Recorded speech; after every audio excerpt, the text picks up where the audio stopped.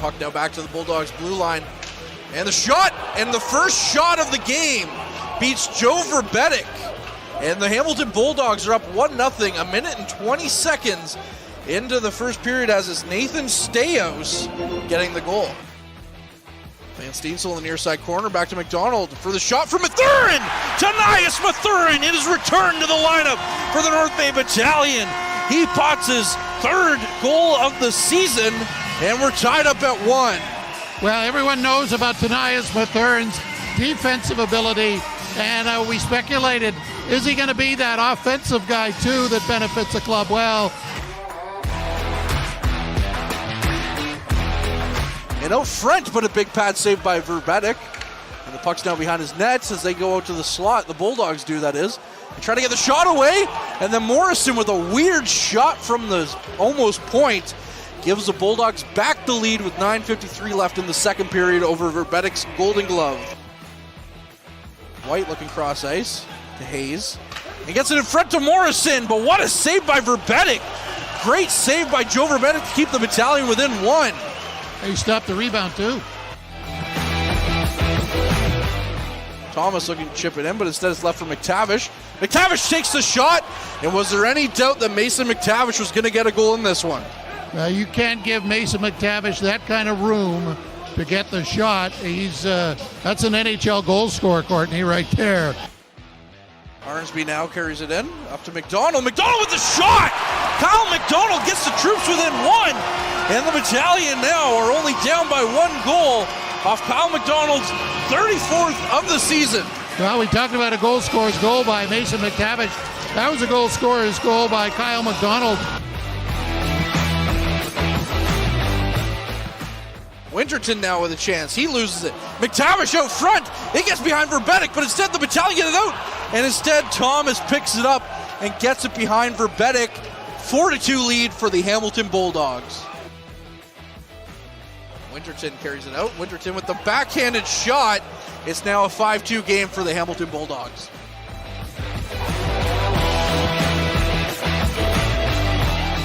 Donald being pulled down. Referee's just saying play on. Ladd getting the pass off as he falls to Russell. Russell out front to Jackson. Kyle Jackson with 2:25 left in the third period brings the Battalion back within 2. It's a 5-3 hockey game, Bob. Out front, McDonald's trying to get away with it, but he's hooked up, no call. And now the Bulldogs are going to go down and ice this one on a controversial no call by the referees in this one. And that's all we're going to have for this one. 6-3, Bulldogs win.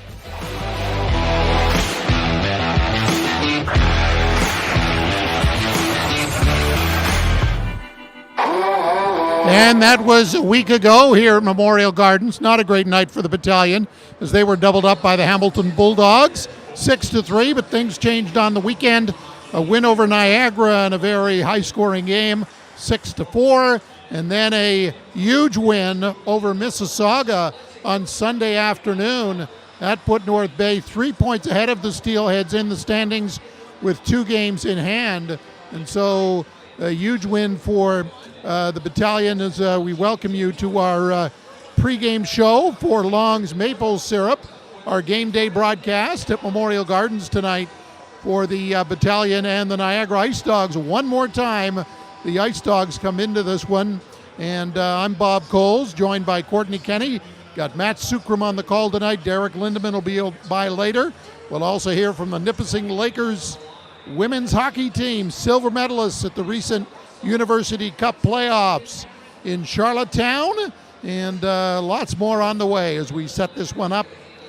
Courtney, let's talk about this Battalion in the last week. We will explain why we don't have the coach's interview because he wasn't in town this week and is tonight, so we'll explain that. But first of all, let's talk about the big weekend for the Battalion. They, not surprisingly, defeated Niagara Saturday night, but a huge win on Sunday afternoon in Mississauga. Yeah, and producer Ben Long and I, we had the fortune of going down and just kind of getting away from North Bay for a little bit and taking in those 2 games down in St. Catharines and in Mississauga. Both really great rinks. We really enjoyed our time, except for the air conditioning in Mississauga could have been turned down. I think it was a pretty cold game, and we're not big fans of the media box in Niagara, and that's all I'm going to say about that. But anyways, great games for sure. The Battalion coming away with the big 4 points. It was Ryan Houlihan's birthday on the Saturday, so he was pretty happy with that, except for the fact that Mitch Russell passed him on the all-time Battalion scoring lead on his birthday. So happy birthday, Coach. I'm going to knock your name down in the record book a little bit. And then, talk about that huge win in Mississauga.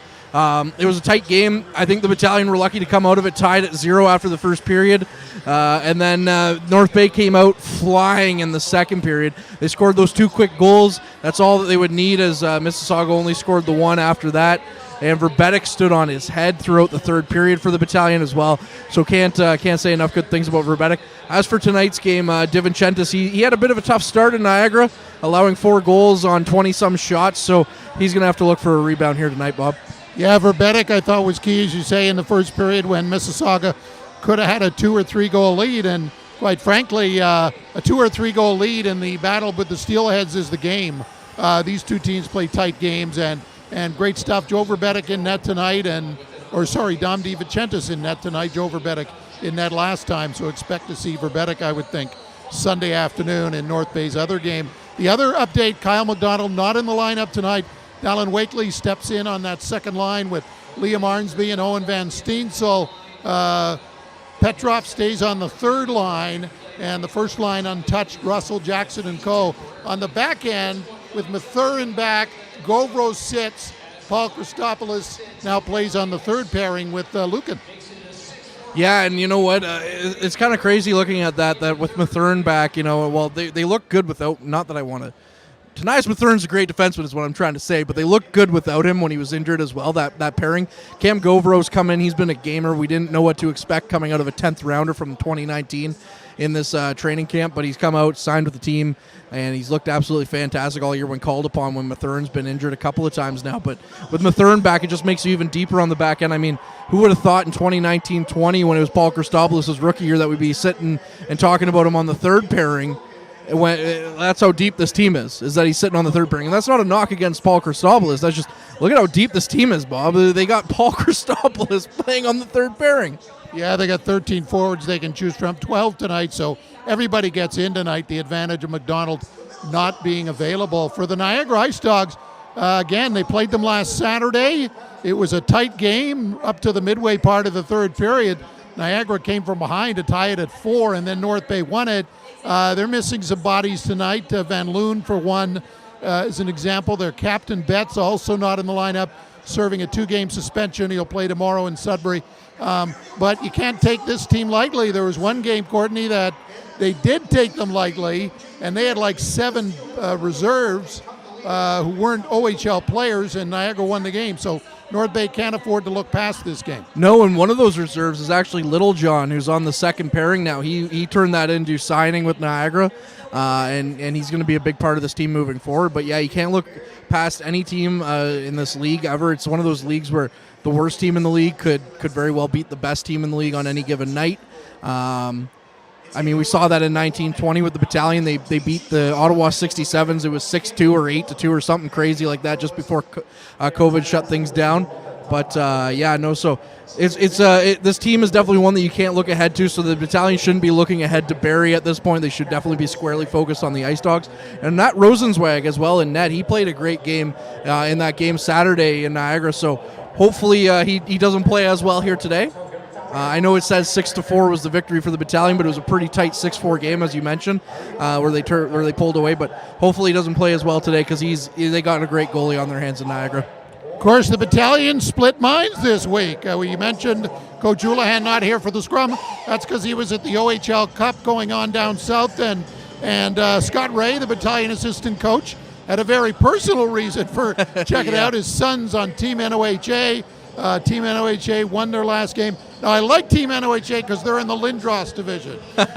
Even though they beat the Don Mills Flyers today, that's okay, boys. But Chris Dawson's son, Caleb, also on that team. So he's picked up a goal, too. Yeah, a lot to like, and they're doing well so far. Yeah, they're 2-1 so far in the 3 games, and they play the Vaughan Kings tomorrow to book a spot in the quarterfinals, which are set for Saturday. So they're doing pretty good for a team of ragtag players that they kind of put. You got to remember, a lot of these guys haven't played with each other before, because it's kind of like a mixed match of the Northern Ontario hockey league. So a lot of these guys, because some of them could be from Sudbury, some could be from the Sioux, some could be from Kapuskasing, playing for the Flyers up in Kapuskasing. Thought I'd get that little shot in there for you, Bob, especially if you're talking about Lindros a little bit. And don't forget, he wanted to be traded to the Leafs, but instead they sent him to the Rangers. He did get to the Leafs eventually, but that's another story. We don't talk about post-lockout Toronto Maple Leafs till Austin Matthews comes in. Anyways, so this team has been playing against each other in the league format, but they've never really played together. So the fact that they're 2-1 and taking down the London Junior Knights in that first game convincingly 4-2, it's very impressive.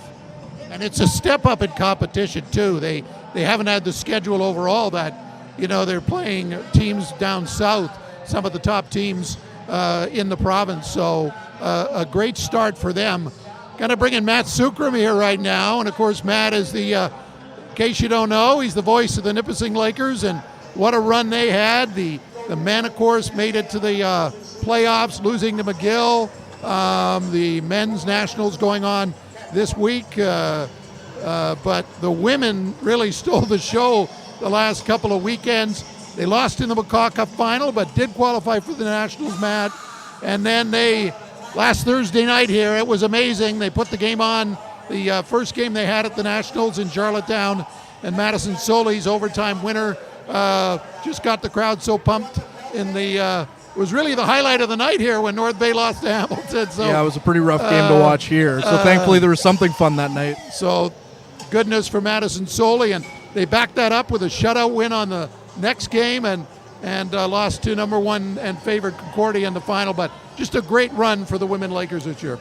That's the farthest a Nipissing Lakers sports program has ever been in any sport. So it was just amazing to watch over this season. I mean, every team had to deal with COVID, obviously, and so that made the season hard to get through with a lot of the stops and starts, and they played just a handful of games after the prolonged Christmas break. So it really was a run to the end of the season there, and the Nipissing Lakers had an amazing regular season finale, a 1-0 shutout over the U of T Varsity Blues.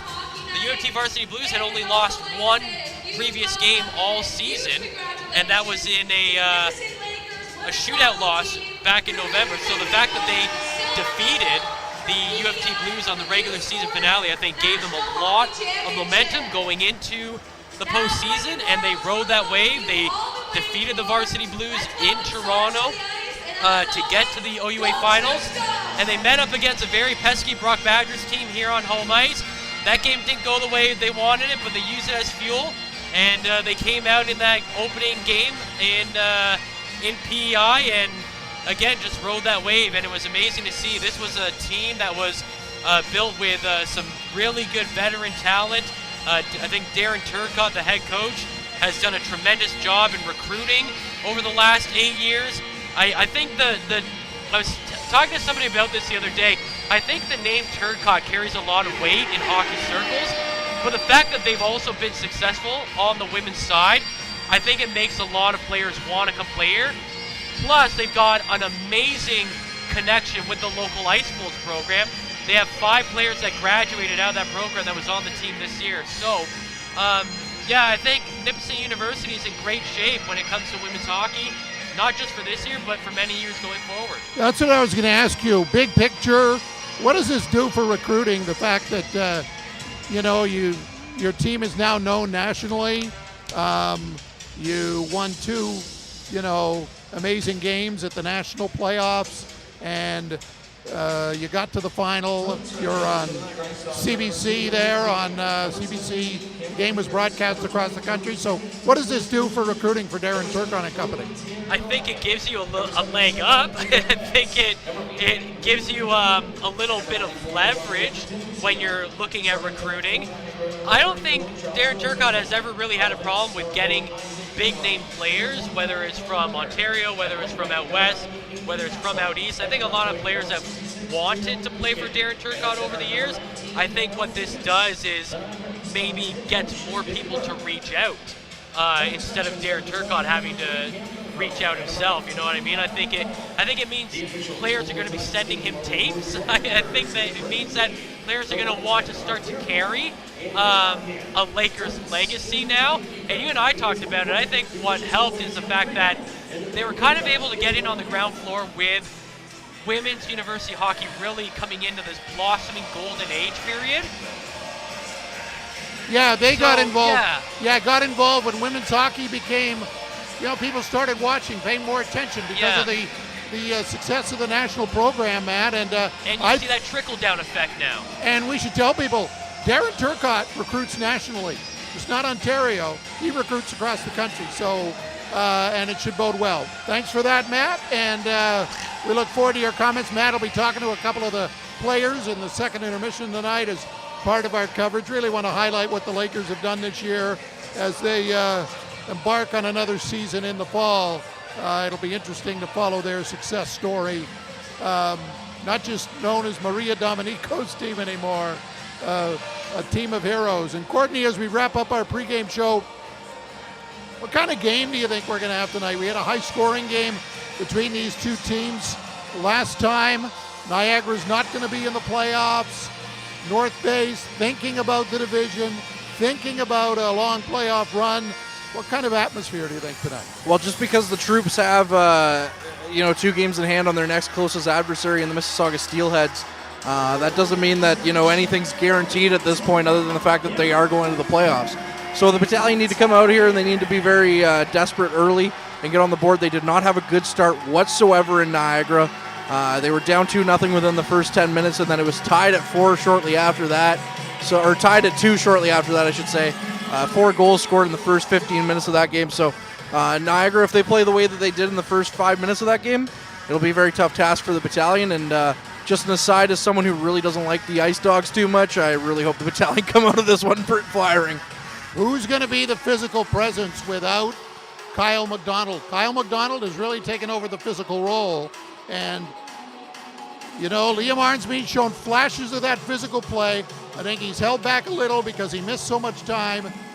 North Bay's going to have to start, I believe, show that physical style, which bodes well for a good playoff run. And who's going to pick up the slack with no Kyle McDonald tonight? Again, DiVincentis and Rosenzweig, the 2 goalies.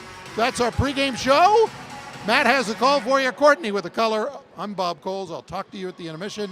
Now let's have some hockey. And actually, I was just going to make mention that the Nipissing Lakers women's hockey team is also going to be honored ahead of this Saturday's U18 Ice Bolts game when they play Sudbury here at Memorial Gardens. It's free to attend, and you may recognize a familiar voice on the PA. So come out and check that out. Courtney Kenny? No, yeah, totally me. I'm totally the PA guy. I haven't done PA in almost a year. Thank you very much, Bob, for taking us through the pregame show. And now we have a bit of a pregame ceremony as well. As Matt mentioned, the Lakers team is also here tonight to be honored. So, it's not every day that a program that just started less than 10 years ago goes off and represents your city nationally, and it's wonderful to see for sure as they come out and get recognized here down on the ice. But yes, we do have a hockey game to get to at some point, and it's the Niagara Ice Dogs and the Battalion. But for now, we'll turn things over to the public address announcer, Brian Floyd. And now the players. Number 1, Chloe Marshall. Number 2, Becky Number 3, Caitlin Hefner. Number 5, Madison Lamarche. Number 6, Tessa Kosic. Number 7, Emma Thomas. Number 9, Brianna Gaffney. Number 11, Jenna Darren. Number 26, Katie Julian. Number 27, Aki Fujimori. Number 28, Jordana Connors. Number 35, Chantel Sandquist. Number 44, Madison Sully. Number 55, Ashlyn Zaharia. Number 71, Rudy Zach. Number 76, Kara Tenhode. Number 91, Cameron Cruz. Number 93, Marilyn Fulton. And number 97, Ashley Tessia. And 5 alumni of North Bay Ice Bolts Minor Hockey. From North Bay, number 17, Ashton Denemy. Number 54, Madison Tillery. Number 86, Michaela Frisso. Number 83, Mallory D'Amico. And first team All-Canadian, number 51, Maria D'Amico.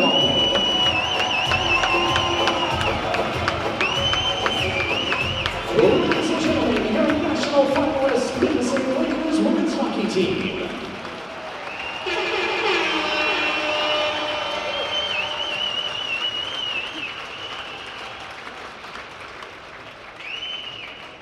Now fans, please turn your attention to center ice. It's Conjugal Minor Hockey Night, and we're joined by 2 volunteers who are important members of your TV broadcast team. This rookie joined your TV at the start of the current Battalion season, and you will find him in one of the corners operating the handheld camera. Please welcome Jaden Wright.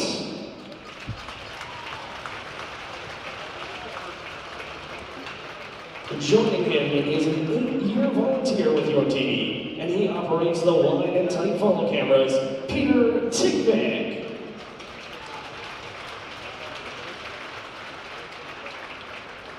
And representing North Bay Minor Hockey, please welcome North Bay Ice Bolts President, Mike Brito.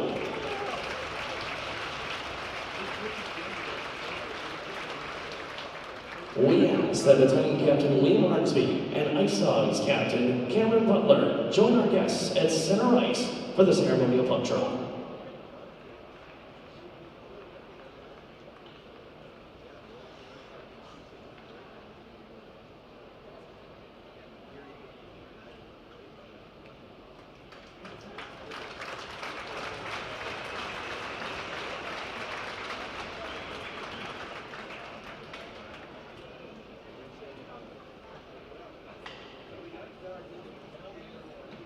Fans, please rise as IG Wealth Management presents Lisa Benoit for the singing of our national anthem. Oh, Canada, our home and native land, true patriot love in all of us command. Car ton bras sait porter l'épée, il sait porter la croix. Ton histoire est une épopée des plus brillants exploits. God keep our land glorious and free. Oh, Canada, we stand on guard for thee. Oh, Canada, we stand on guard for thee. And a wonderful pregame ceremony here, honoring the Nipissing Lakers women's hockey team, who of course went to the national championships in PEI. And of course we're going to hear more about them later on in the game in the second intermission when they come up to be interviewed by Matt Sukram, so it'll be great to see for sure. Starting goaltenders in tonight's game is Josh Rosenzweig for the Ice Dogs. In 34 games, he has a 10-19, 3-1 record with 2 shutouts and an 883 save percentage. Countering that is Dom DiVincentis, who has 23 games in the league so far, 11 wins, 8 losses, a 277 goals against average, and a 901 save percentage. So not bad numbers at all for the rookie netminder of the North Bay Battalion, who was last in net against these Ice Dogs last Saturday in St. Catharines. It was a great trip down there. Of course, the weather could have been a little bit better. We got down to see the falls a little bit. You know, they're always a little bit wet down there, though. But it was rainy. It wasn't that great temperature-wise. But got to see the Falls, got to see the Meridian Center, which is a gorgeous rink. And now a man who has seen the inside of the Meridian Center plenty of times. And, of course, the Jack. Well, he was there to call the last game in the Jack in Niagara. Is Matt Sukram for the call. That's what will go on my plaque. Last guy at the Jack. Yeah. All right, it's Kyle Jackson to take the draw against Pano Femus. The puck is dropped and we're underway as the Battalion win the opening faceoff. It's Nelson from his own blue line. Whips it down the left wing side to Russell, who drops it back to Coe. Comes into the zone on the half boards. Russell can't hold the puck there, and it's back out to the neutral zone. A couple of stick checks, and trying to bring it over was Castle. It's off his skates, and into the zone comes Russell. Pass across to Nelson down the right wing. The shot goes high. Winslow keeps it in on the half boards. Behind the net, Jackson back in control. Now Coe comes to help him out, and he carries it down the left side boards. Comes to the blue line, gives it to Winslow, who carries it back down into the zone. Lost it in the corner, but now on the half boards, Russell maintains possession. He gets a couple of stick checks there, but he gets it back and sends it to the point to Winslow. Across the right side, that's Mathurin, sends it on net. That's a save made by Rosenzweig. Kick to the half boards on the far side. Arnsby's out there now for the Battalion. He takes a hit, flips it back in the corner for Coe. Coe knocks down Femus, but on that exchange, the puck is sent down the ice, and it's all the way into the North Bay zone. We played a minute 10, no score in the first. Shot back down the other way. It trickles towards Rosenzweig, and he holds on to it for stoppage and play a minute 15 in.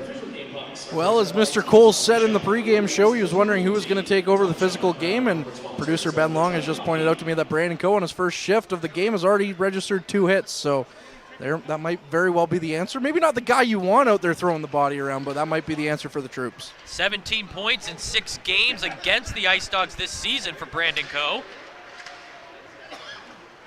Down the ice into the North Bay zone, a little poke made by Mathurin to get the puck away from that area. And bringing it into the Ice Dog zone is Van Steensel. His shot on net is stopped by Rosenzweig.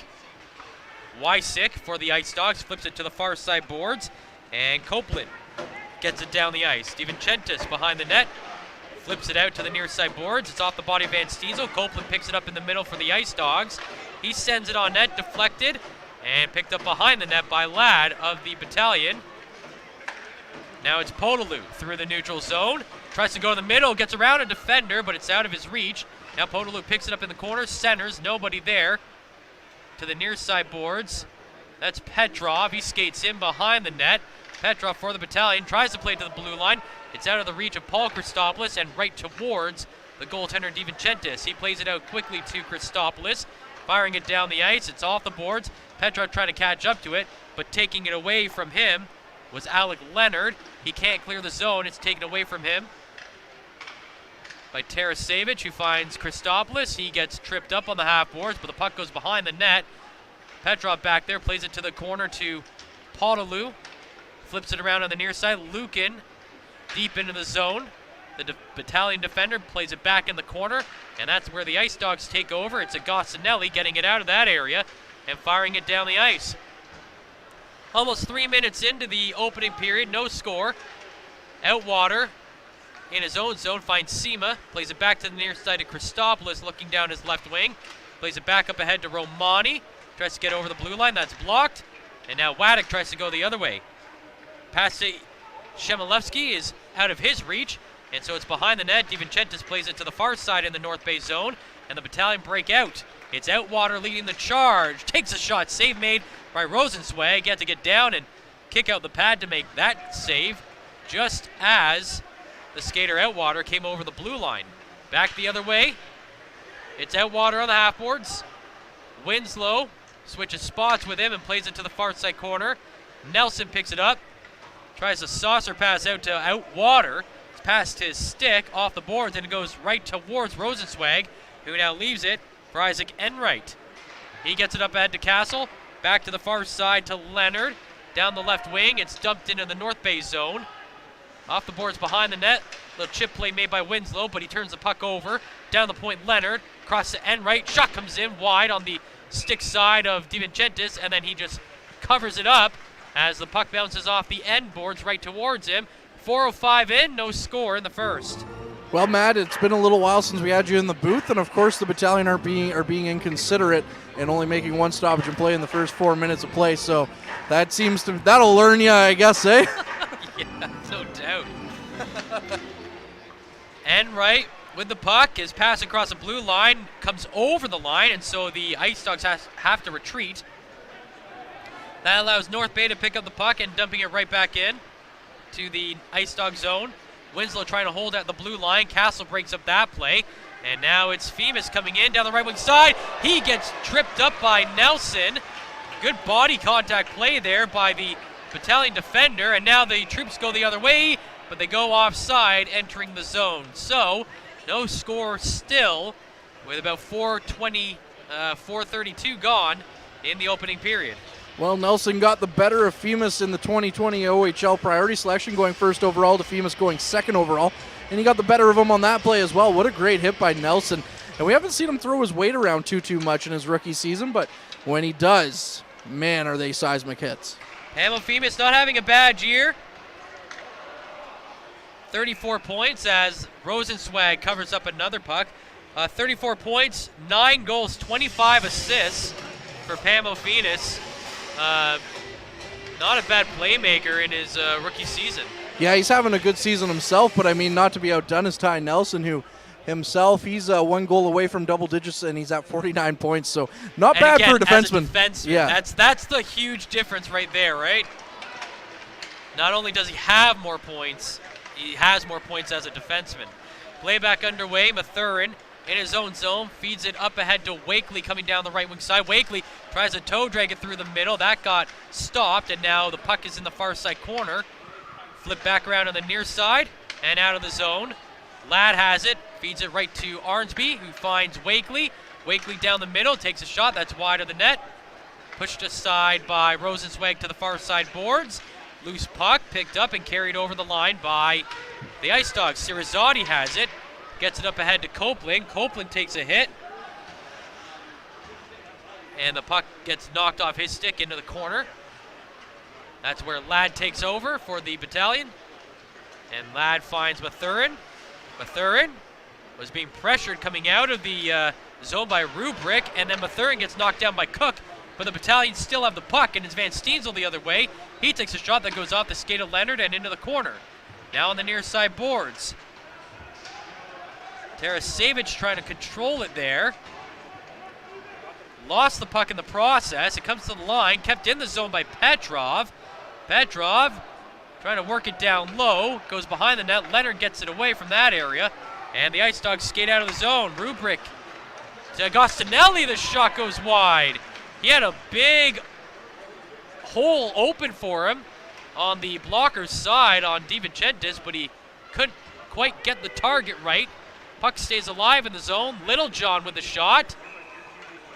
And that goes off the blocker, over the glass and out of play. 6:27 in, no score. Fast-paced game so far between these two teams. Shots on goal tied at 2 between the Battalion and Ice Dogs. And at this point in the game on Saturday, the Ice Dogs at least had the 2-0 lead, and the Battalion were starting to chip away at it. But by the time I got to the stands in Niagara, after watching the first 10 minutes or so elsewhere, it was a 2-2 game again. Yeah, so still a quick start, as you said, but just no goals to show for it yet. Puck is at the point in the North Bay zone. There's a shot. DiVincentis makes a kick save. Now in behind the net, Winslow looking for possession here for the Battalion. Flipped around on the near side to Outwater. He gets it up ahead to Sema. Sema going through the neutral zone, gets stick checked by Struthers, who dumps it right back into the North Bay end. Winslow gets it back up quickly to Outwater, who finds Sema. Sema right to the middle. Romani's shot is stopped by Rosenswag, and he holds on to it for stoppage and play. That line moving the puck through the neutral zone pretty seamlessly. Very seamlessly for sure, and those are the two guys as well on that line that have kind of, since Arnsby's come back to the lineup, Romani and Sema, that have seen kind of mixed results of if they're playing or not. They've kind of split games with each other so far. One will sit out, then the other one will sit out the next game. So good to see them connect for that as well. I mean, especially when you're not playing every day. 7 minutes gone in the opening period, and off the draw, it's sent down the ice. Icing will be called. What do you make here of Wakely taking that spot for McDonald if you didn't already touch on that in the. Yeah, it's interesting because he's been down on that fourth line for a while. I mean, not that that's a knock against him or anything, because all four lines of this team can play hockey and play hockey well, and they're going to see the ice. I mean, a couple of weeks ago against Mississauga, their fourth line guy saw 45 seconds in the entire game. Our fourth line saw about 10 and a half minutes in the game. So Wakely's still been playing a lot, but it's nice to see him get an opportunity on that second line. And interesting that they didn't want to move up Tarasevic or Petrov instead. Certainly something to watch for, depending on the length of McDonald being out. Here comes Coe driving to the net. His shot is blocked by Rosenzweig. Picked up on the far side boards by Guschin, who's back in the lineup after missing a couple of games for the Ice Dogs. He sends it down the ice right towards the goaltender DiVincentis, who holds on to it for a stoppage in play. 6:43 gone. And it is no score in the first. And keep in mind, there's some bad blood between Gushkin and the Battalion, as well as Gushkin led to an injury for Dom DiVincentis earlier this year by making head contact with him. It's good to see DiVincentis come back all right and keep playing at the elite level that he was before that. But you never like to see your goaltender go down, especially to a potential concussion. And back to the point about how much ice time that fourth line got. I mean, that just really is a coach's dream, right? Being able to send out all four lines as there's a shot sent on net. DiVincentis makes another save. That's his fourth of the game. But being able to rely on all four lines and know you can roll them out with significant ice time. Yeah, exactly. And I mean, that's something that makes playing the Battalion really tough is that they can play all four lines and they can play all three pairings as well. And not be worried about who's out there. You know, they all get good looks and they all play the game really or extremely hard, so it makes it for a long night for the opposing team. Into the neutral zone. The Ice Dogs have the puck. Shot in from Sirazati from behind the blue line. Punched away by DiVincentis. Played off the far side glass by Arnsby behind the net. Sirazati takes a spill behind the net, and that is going to get called. I was wondering there for a second. I mean, it looked like Arnsby just had his stick not in a great position, but Sirazati kind of went down a little easy there. However, they're going to call it a trip against the Captain Arnsby, so the Battalion will be shorthanded for the first time this game, coming in with an 80.4% kill rate on the penalty kill. Yeah, and the Ice Dogs are coming in with a 20.5% power play rate, and that's 12th in the league, whereas the Battalion are 8th in the league. And we always talked about when we want to see the Battalion be elite, you want to be in the top 10 in both categories, and in the top 10 they are. Puck comes out of the zone. Carrying it down the ice is Russell. And the hustle's going to take it all the way in. Puts it on net. Coe's right there. Gets a shot off, but it goes right off the skates of Anthony Agostinelli, who was set up in front of the net. So the Ice Dogs have to work on the back check through the first 30 seconds of their power play. And now they'll finally bring it up ahead. And Ophemus bringing it down the right wing side, takes a shot, blocker save made. DiVincentis goes right to the stick of Michaud, and then he makes a secondary save. Puck still in the zone at the far side blue line. Now it gets just over the lip of it. Guschin up ahead to Gostinelli, to Michaud. His shot wide of the net, goes to the near side corner. Battle there, now down to the point. Sirazati there, cross zone pass to the far side. Shot comes in, save made. Rebound comes up to the circle. Now to the middle to Femus, to the left side Guschin. His shot gets blocked by Ladd. He follows it to the boards, flipped around behind the net. Now it's Sirazati. Firing it to the far side to Guschin. Back to the middle to Femus. Femus sets it up in front. Michaud's deflected shot goes the wrong way and stays out of the back of the net. And the Battalion clear. 9:45 gone in the period.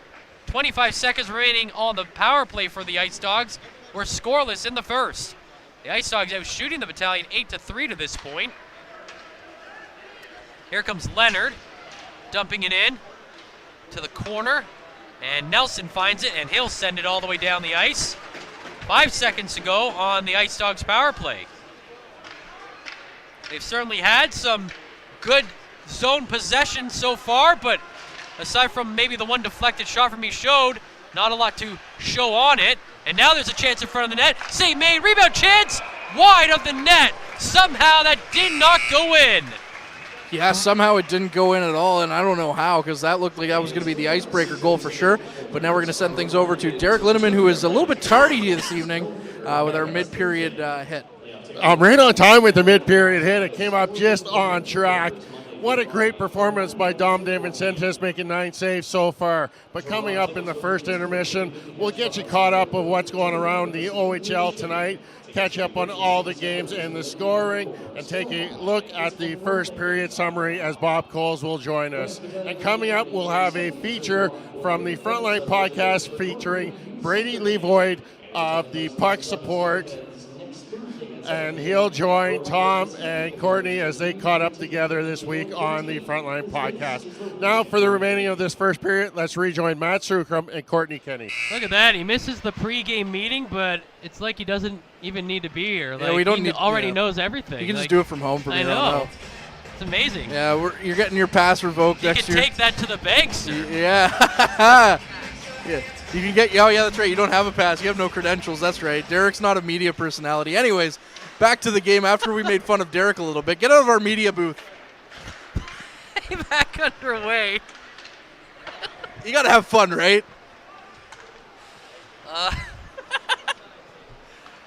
People are going, okay, What is- the regular season can end anytime. now. Yeah, Like, yeah, 100%. These guys have been.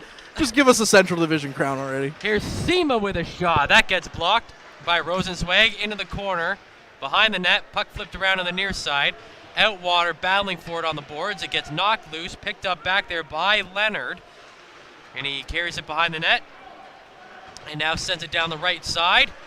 Little John fires it out to the neutral zone. Mathurin has it at the blue line. He sends it back down the right side boards, but is picked up there by Wysick. Wysick turns it over. Mathurin going the other way, over the blue line, down the middle, knocked off the puck, and cleared out of the scoring area by the Ice Dogs. Sent down the other way. Petrov finds it behind his own blue line.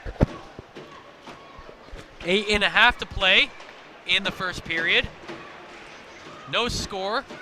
Puck still inside the North Bay zone. Mathurin tripped up behind the net coming out. No call there. Here comes Petrov the other way. Petrov trying to get around one of the defenders. He sends it into the corner.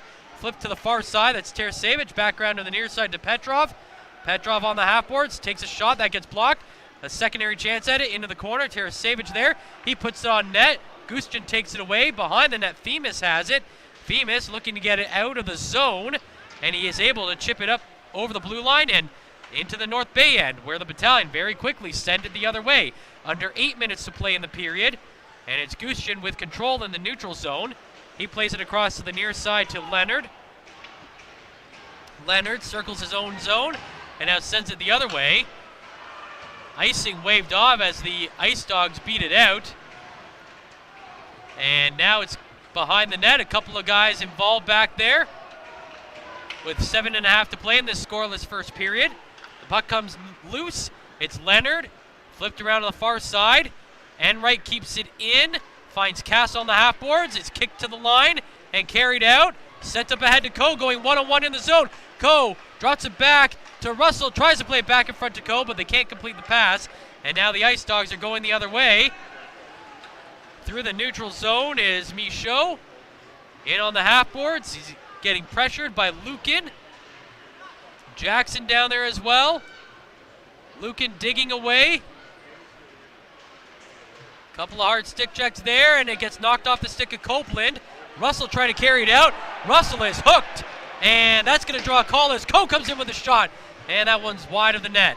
Now Coe again follows it up behind the net. It's touched by the Ice Dogs, and the Battalion about to go on the power play. 6:38 remaining in this scoreless first period. And it's the most lethal power play in the league at 27.1%.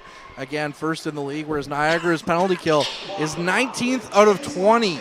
74.3% on the year, so definitely not having a good season. And this power play is brought to you by the Noah Strong campaign. And, of course, we are going to have a lot of information coming up to you at our next game on Sunday. We'll even have the Dugases in the house. So a lot of information come your way on Sunday at that game about the Noah Strong campaign, and we'll move on, or we'll let you all know then. And as you said, it's a recipe for goal scoring right here, right? Number 1 power play in the league against the number 19 penalty kill. The Battalion with control in the far side corner. Chipped along the boards. Agostinelli trying to get it out for Niagara. It's at the blue line, and it gets knocked to the middle of the zone, but Niagara has it. They clear it up to the blue line. Ladd keeps it in. He was juggling the puck a little bit. Now he sends it to the right side. It's Wakely there, off the boards, plays it behind the net. It comes out in front to the half boards to Winslow. Winslow to the point to Ladd. Ladd takes a shot. It's off his skate, way up and out of play. And 53 seconds are gone off the power play with 5:45 to play in the first period. And now North Bay will get that number one line out there. Coe, Jackson, Russell, Petrov, and Nelson. Well, it's not hard after that shift to see why the Ice Dogs, although they limited the shot attempts, are down in the bottom portion of the league on the penalty kill. They had about 3 solid chances to clear the zone, and they couldn't get it out either time, and then it was a Ladd shot going off a body and out of play that led to the stoppage in play. So when you can't get the puck out of your zone on the power play, that's a recipe for disaster. And as the puck gets cleared, I mean, you can quickly add up the goal-scoring power of these 5 guys on the ice right now, right? Yeah, exactly. 3 of them with over 30 goals, 1 of them with almost 40, another with 26, and then Nelson with 9 goals but 49 points as a defenseman, as we said earlier. But they're struggling right now to get the puck into the attacking zone as Nelson brings it from behind his own blue line. Draws it back to Jackson. Jackson down the left wing side, into the corner. Sends it through the zone, out of the reach of Nelson. Well, you might as well help them clear the zone if they can't, right? It's what you do when you're playing a division opponent. Here comes Nelson down the middle, down the left wing, tries to play it to the middle. Russell has it. Sends it back to the point to Petrov. Now the Battalion with control in the Ice Dog zone. Russell skates to the right side. The shot deflected wide of the net. Nelson has it. As the penalty expires, Nelson almost turned it over at the line, and now it does come out of the zone. And the Ice Dogs almost had a 2-on-0. Fortunately, it was Coe on the back. Petrov on the back end that skated up and broke up a pass attempt. What was interesting about that was Petrov had skated off for a change, and then Uli screamed at him to go back because he's the only one that was left at that point after he got past Nelson. So back to 5-on-5 as Sima comes in the zone and fires it high. Picked up behind the net by Romani. Romani tries to send in front of the net. He'll have a second chance here as he gets it to Lukin at the line. Lukin across to Christopoulos. Takes a shot that gets blocked. And now the Ice Dogs go the other way. Sirazotti fires it into the far side corner. Copeland trying to get on top of it for the Ice Dogs. He centers it, but that never got a shot off as Waddick was held up on the back check by, I believe, Sima there. Ice Dogs from their own zone send it down into the North Bay end. DiVincentis out of his net to play it, and now he gives it to Mathurin. He holds it behind the net for Petrov. Petrov with speed circling his zone, down the other way. Over the blue line, sends it to the half boards to Saracevic. Saracevic trying to hold control. Finds Petrov in front to Podolu. It's got Rosenzweig down, but he cannot bury the puck. Ice Dogs take it out of that scoring area and out to the neutral zone where Mathurin has it for North Bay. He fires it into the far side. 3 minutes to go in the first in this scoreless opening period. Both teams 0 for 1 on their power play opportunities. Femus with control of the puck for the Ice Dogs in the neutral zone. He dumps it down the ice. In behind the net, Ladd sends it down the ice. It's touched in the neutral zone, and icing will be waved off. Now Littlejohn for the Ice Dogs. Plays it back to the far side to Wysick. Back to the near side to Littlejohn. And he sends it down the ice. DiVincentis basically in his own corner to play the puck. Sends it around the boards. He finds Arnsby. Arnsby down the right wing side for Wakely, who carries it all the way into the Ice Dogs corner. Now played behind the net, out in front. It's on the stick of Arnsby, trying to get a shot off, but he was tangled up with Femus, who now takes the puck away and sends it down into the neutral zone.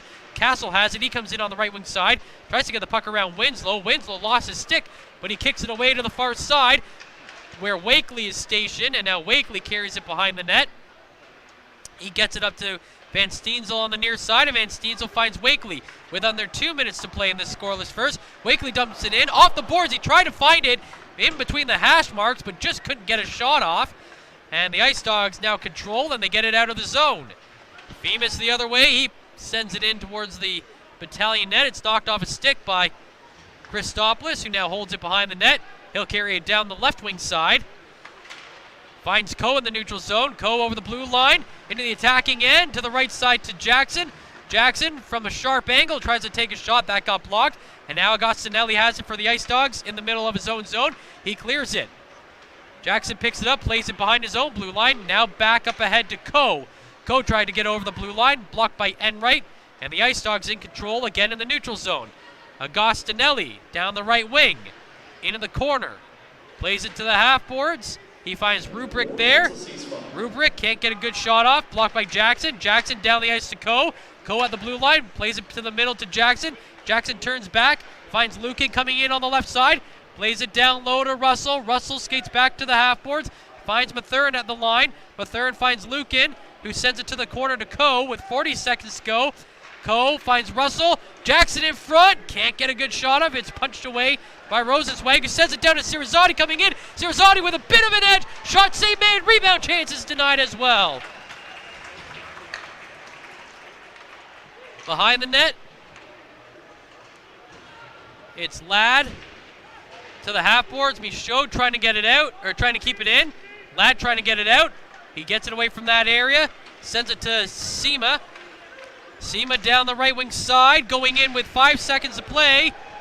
Behind the net, out water. Now Sima in front to Romani. Shot save made by Rosenzweig.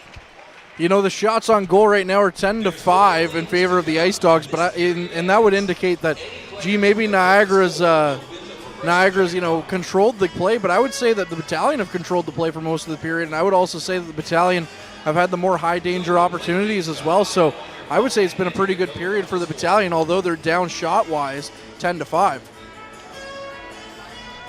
0.5 seconds left in the period. Puck is dropped, and that will effectively end it. And just to jump on that point, most of Niagara's chances have come in on the rush from those outside lanes. So, yes, 10 shots to 5 in favor of the Ice Dogs. Doesn't really indicate how that period went, but it is scoreless. And I think the fact that the Ice Dogs were able to fend off that first power play is a big kudos to them going out of that first period. Yeah, for sure. It's definitely a bit of a feather in the cap for the Ice Dogs moving forward. But to really dive into the nitty-gritties of that period, here's Mr. Bob Coles with the first intermission. I'm gonna play devil's advocate here. I'm going to play devil's advocate here with you. And Niagara, I think, Derek, as we bring in Derek Lindemann, who decided to show up for the broadcast. After all, I guess he heard there was food in the lobby or something. But I think if you're Niagara, you're an underdog. Yes, North Bay had better chances, but you leave the period scoreless, and it's almost like you're up 1-0, right? You're on the road, you got the bus legs, and here you are, you're scoreless after 1. And that's the key. When you're on the road, I know they just came up today, they got those bus legs, but if you can get out of that first period, they actually controlled a lot of the play in that first period.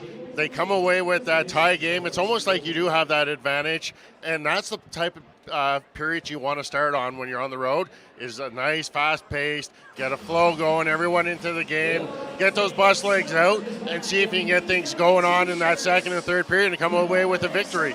Now, no Kyle McDonald tonight. Dallin Wakely's replacing him on that second line.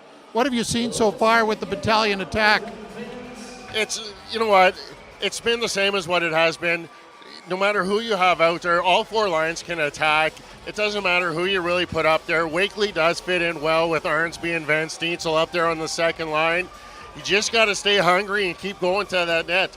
Rosenweg, he's played a lot of hockey this year, and when you're looking at Niagara, they got only 4 D dressed tonight.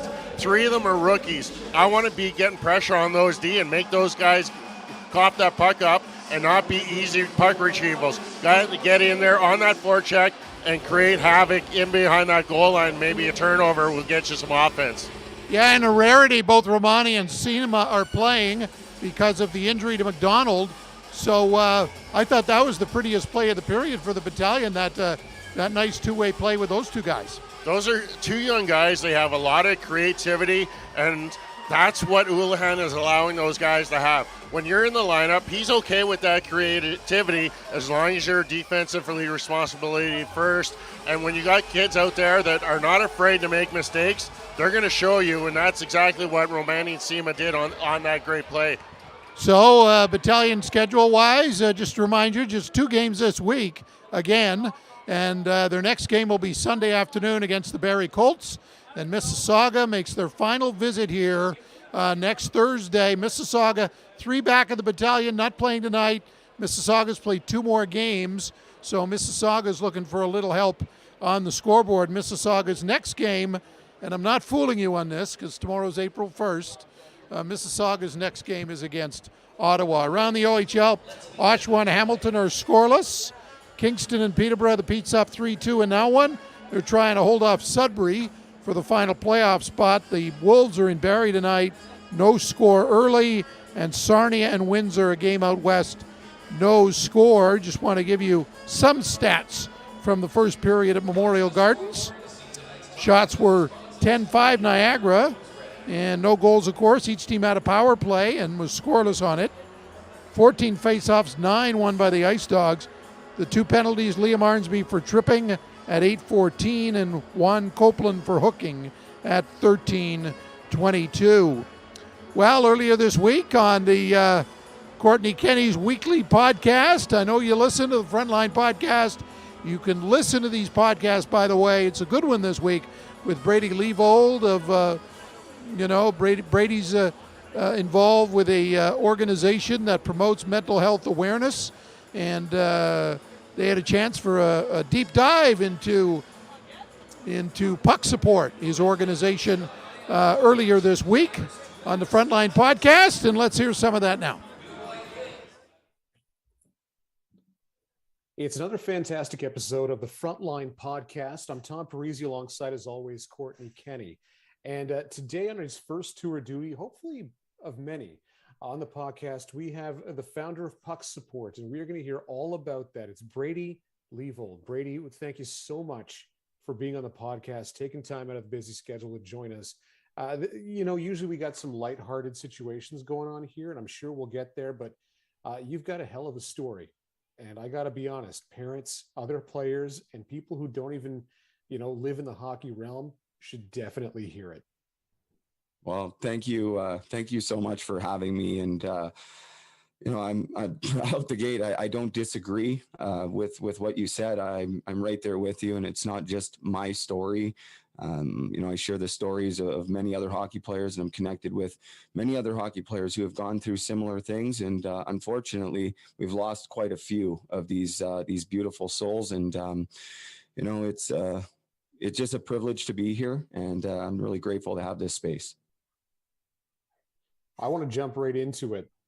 Tell us exactly what Puck Support does, who it can help, and then we'll dive into it a little bit deeper.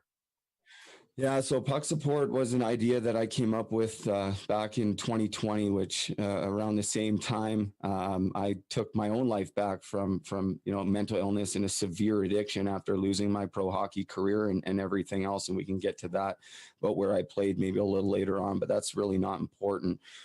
What's important is that, I'd lived a life of hell through early childhood trauma, sexual abuse, that, I never felt that I could share or talk about anywhere at school, in the hockey dressing rooms. I realized right away that, I wasn't going to tell anybody this. And so I kind of took this as a battle upon myself and held it in. And hockey was, my escape for a long time, guys. Like, it was everything that I needed after that happened to me at 5 years old. I did as much of it as I could, whether it was on the ice or in my carport, watching hockey night in Canada, stick handling, watching in front of the TV. It didn't matter because that was my safe space. As much as I loved the game, it was more that it was a place that it was essentially my first drug, is what I always say. It was like, whoa, like I don't have to worry about that anymore. And so, I thought I was the only one. And as you fast forward through my life, I played in the Western Hockey League, played some pro, first year pro, get prescribed painkillers. And that took me on a 10, 11 year journey of places that I never thought that I would end up doing, things that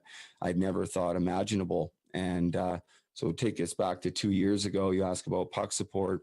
After, a decade plus of addiction and living in hell. And, I found myself homeless, incarcerated, places when you're living out your dream, playing in the Western Hockey League, signing your first pro contract with the Tampa Bay Lightning organization. These things they're not even a possibility. Even though at that time I was struggling, there's no doubt, but never did I think it would take me to the places that it did.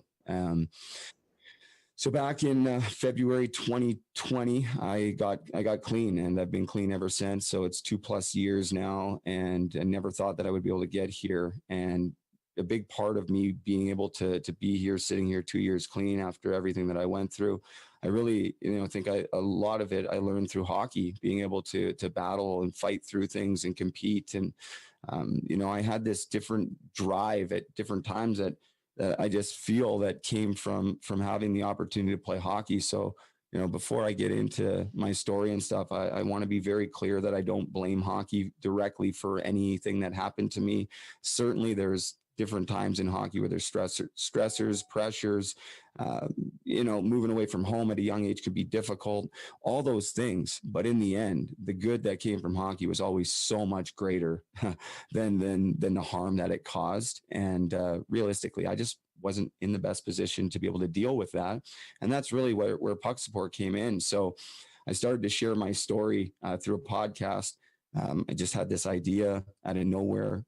Honestly, we speak honestly here. I can't lie. I was fairly fresh out of jail and was entrenched in that life for a long time. My old junior team, the Swift Current Broncos in the Western Hockey League, found out kind of early on that I got out. I don't know if it was through my dad or whatever. My dad's a scout for the Saskatoon Blades. I have no idea how they found out, but they got my address and they sent me a pair of skates and like a letter saying, hey, forget about your old life. Let's get back on the ice. And this is where you belong. And so I put my skates on for the first time in honestly 10 years and just skated around this pond. And I had this idea that I was going to start this podcast while I was doing it. I was just going to get on there, share my story openly, honestly. I didn't have a computer. I didn't have anything. I didn't even have a pair of shoes other than the ones that I got out of the clinker in Penetang machine, right? So for people listening in Ontario. And I didn't know what it was going to look like. I didn't know how it was going to be received. And I really thought I was the only one.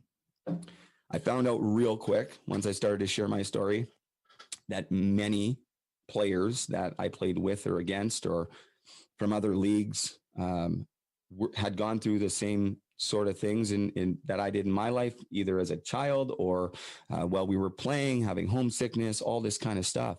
But nobody was talking about it. And I started to uncover all these stories of suicides and overdoses. And, I know I'm not letting you guys talk here. So if you want to hop in, you just cut me off and I'll never. The more you talk, the better the episode gets. I promise. So I started to uncover these stories and they were just heart-wrenching. And of course, people know of some, right? We hear of the Rick Rippons and the Wade Belaks and the Derek Boogards. And the list goes on and on and on. I had no idea just how many players had lost their life, including my roommate from the American Hockey League, who was a 2-time WHL All-Star when I was in the league, drafted by Tampa Bay. Mitch Fadden passed away of a fentanyl overdose in 2017. When I found that out, that was the second player that I found out died of a fentanyl overdose. And why that was so important to me was because that was the drug that I was hooked on for many, many years. And overdosed well over 10 times myself. And I have no idea why I'm still here. I'm starting to understand maybe why I'm here through some of the work that I'm able to do. And again, I don't do it for praise. I just feel like I've been called to do something and you can't, nobody's going to stop me because it's more passion than I've had in my entire life.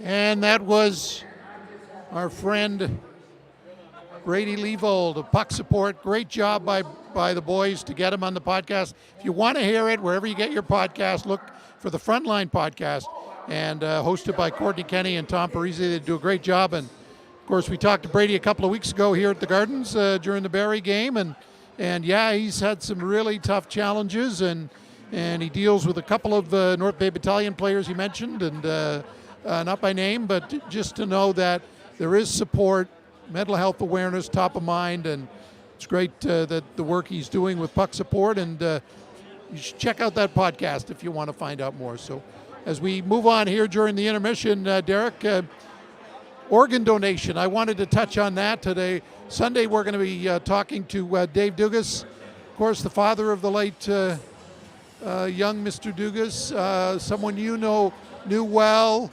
and that's just a wonderful family who, gave Noah's organs to help other people who are fighting for their life, and he's raising awareness of the importance of organ donation. So again, moving things forward, right, for everybody, and we look forward to talking about organ donation on Sunday, and you know that family pretty well, so it's close to the heart for you. Yeah, it's Jody and Dave are a great family. They've done lots in this community, and they're always willing to be the first one to give anything for anyone that needed anything.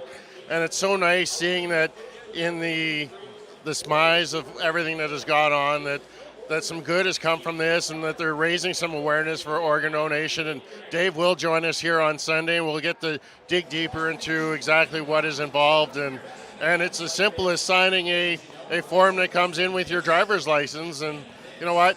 I know I'm on that list, and I would say if you're not, I'd check to see if you can get on it. You know what? It's a good thing, and you might be able to save somebody's life. Yeah, I'm on it too, and it's just paying it forward and helping out people who are in need, and that's what it's all about for that family. And we look forward to talk to Dave or Jody on Sunday afternoon when the Battalion play Barrie. Of course, the Nipissing Lakers, a couple of their players are coming out for the intermission, and of course you did a lot of their games at Memorial Gardens. I think all of them they played here, including the Macaw Cup final. But what a story that played out this year for that hockey team.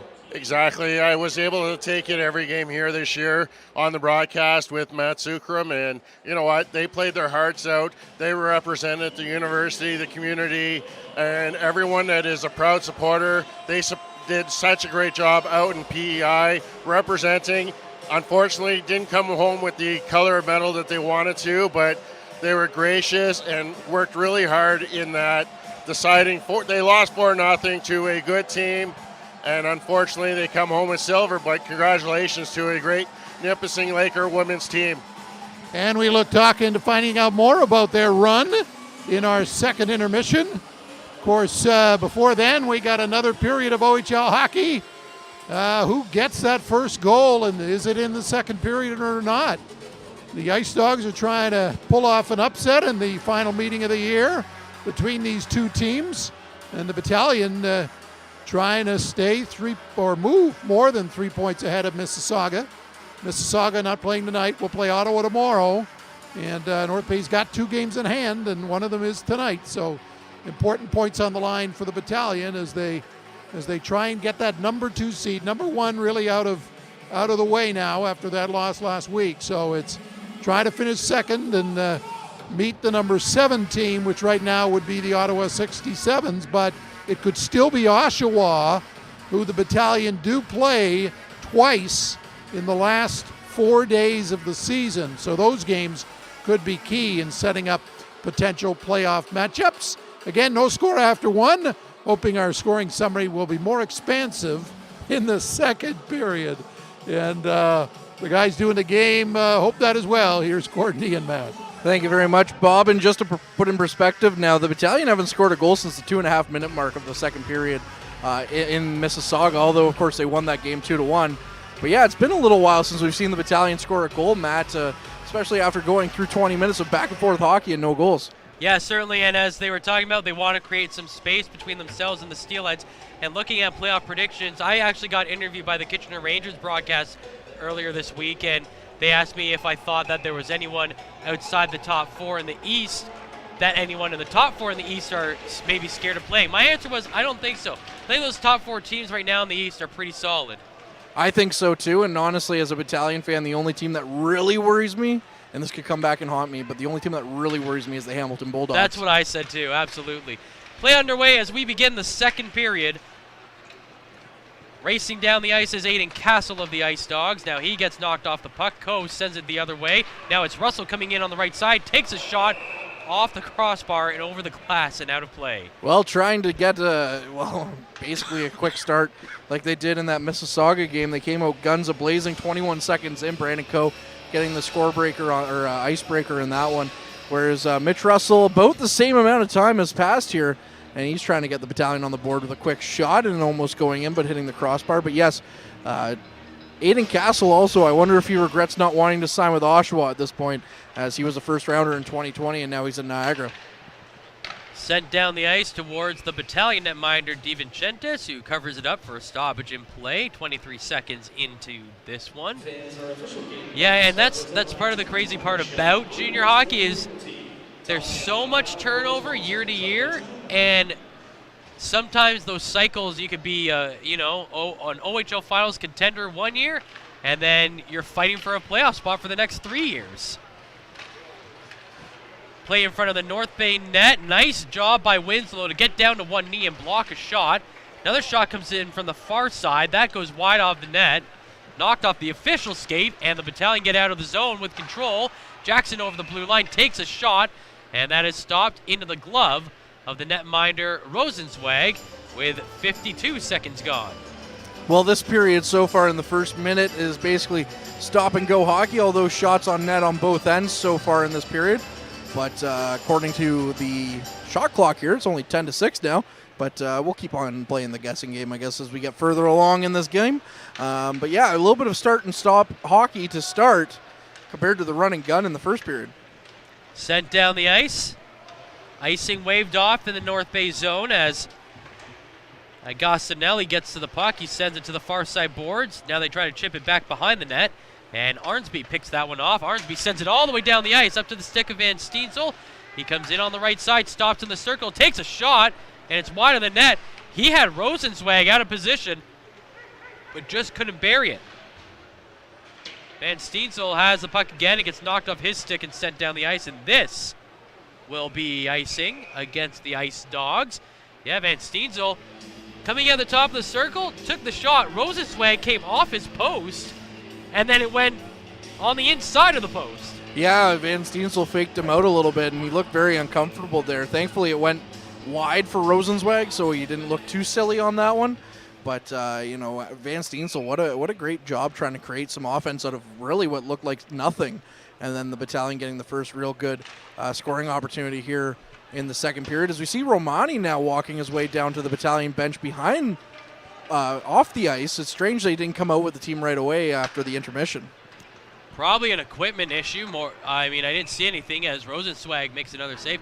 Didn't see anything that would indicate that he was hurt. So yeah, but Mackenzie Campbell, the equipment manager of the Battalion, is on the bench.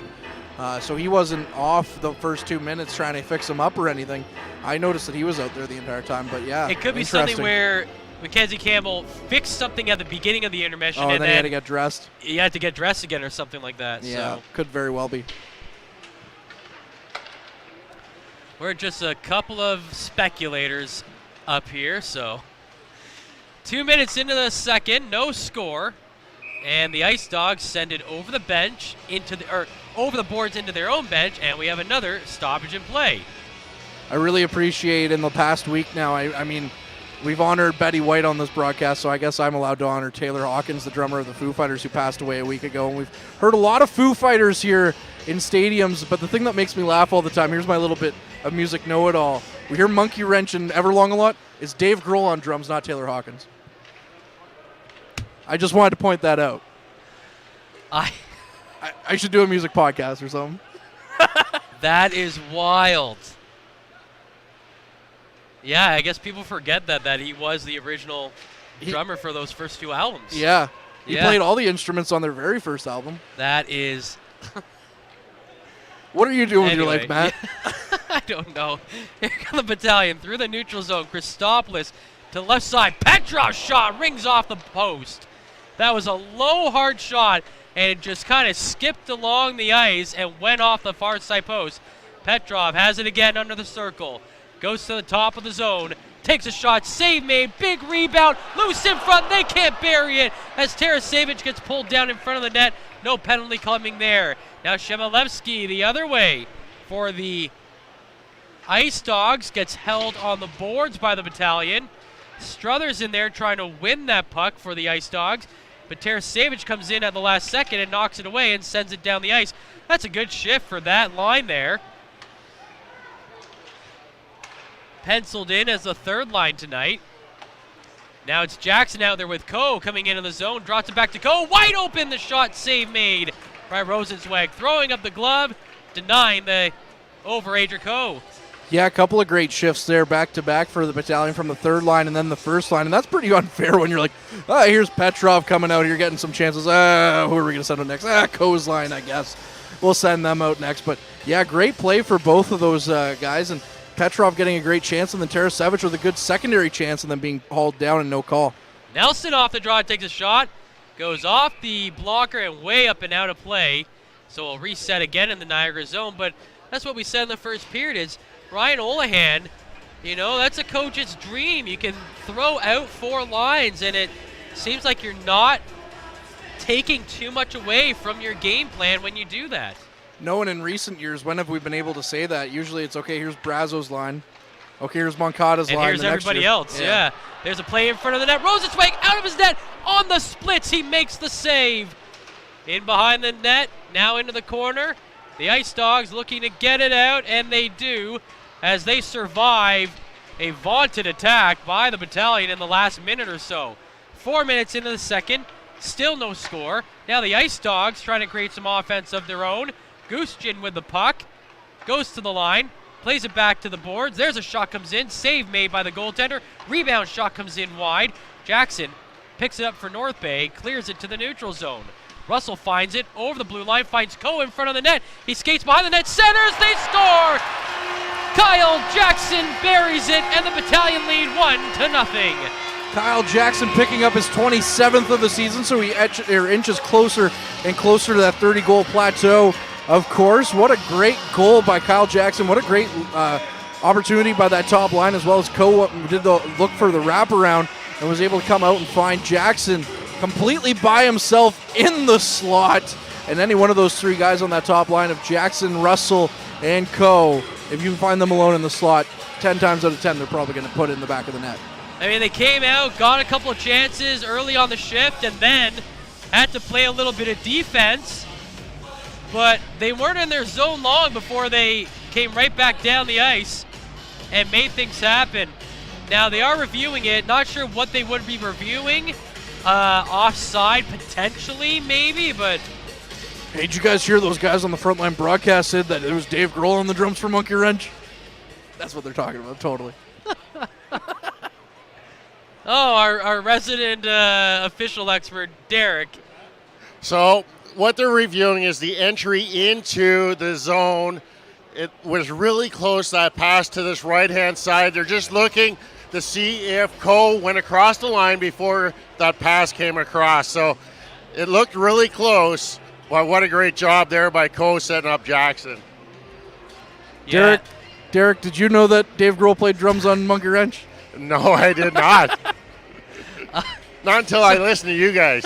Thank you very much. So here's the thing on that play. I mean, Coe came in on the right side and had so much room to work with, and that's what makes this top line so dangerous. Again, Mitchell Russell at 38 goals. Brandon Coe comes into the game at 31, I believe, 32 goals, and that should be Kyle Jackson's 27th of the season. So which guy do you cover if you're the opposing defense? I mean, do you follow? You never really want to follow the guy behind the net, but he can make magic happen back there. So you know what I mean? It's a hard line to defend against. Yeah, and unfortunately the angle that we see here in the building is kind of tough to see if he's over the blue line or not, just the way that the camera angle is. But yeah, it's unfair. It's literally putting in the what I used to do on Warcraft 2 back in the day. This is really A, dating me, and B, showing that I am not someone you should hang out with. I'm usually stuck in my basement and haven't showered for days. But anyways, Good goal from the Battalion, but anyways, it's kind of like on Warcraft 2, you put in the achievement, it's a good day to die, and you send in your peasant, and he would just destroy the whole entire town because he'd be invincible. So that's kind of like what it's like having that top line out there. It's basically a cheat code is what I'm trying to say here. I have never played Minecraft. No, Warcraft. Get it right, Matt. No, I've never played that either. So. Well, I play a lot of Minecraft too, so. And I still have enough knowledge in my head to know that Dave Grohl played drums on Monkey Wrench. So there it is, Kyle Jackson, number 26, with his 27th goal of the season. And again, if he's able to score 3 more in the last 7 games of the season, the Battalion will have 5 30-goal scorers on the roster. Well, I mean, you could argue if he didn't miss those 2 months that he would have hit the 30-goal mark. Here right? come the Ice Dogs the other way. The shot just goes wide. Yeah, you're right. He probably would be in the 30-goal range right now, for sure, without missing those 2 months. Sent into the North Bay zone as Steven Chentis plays it behind the net.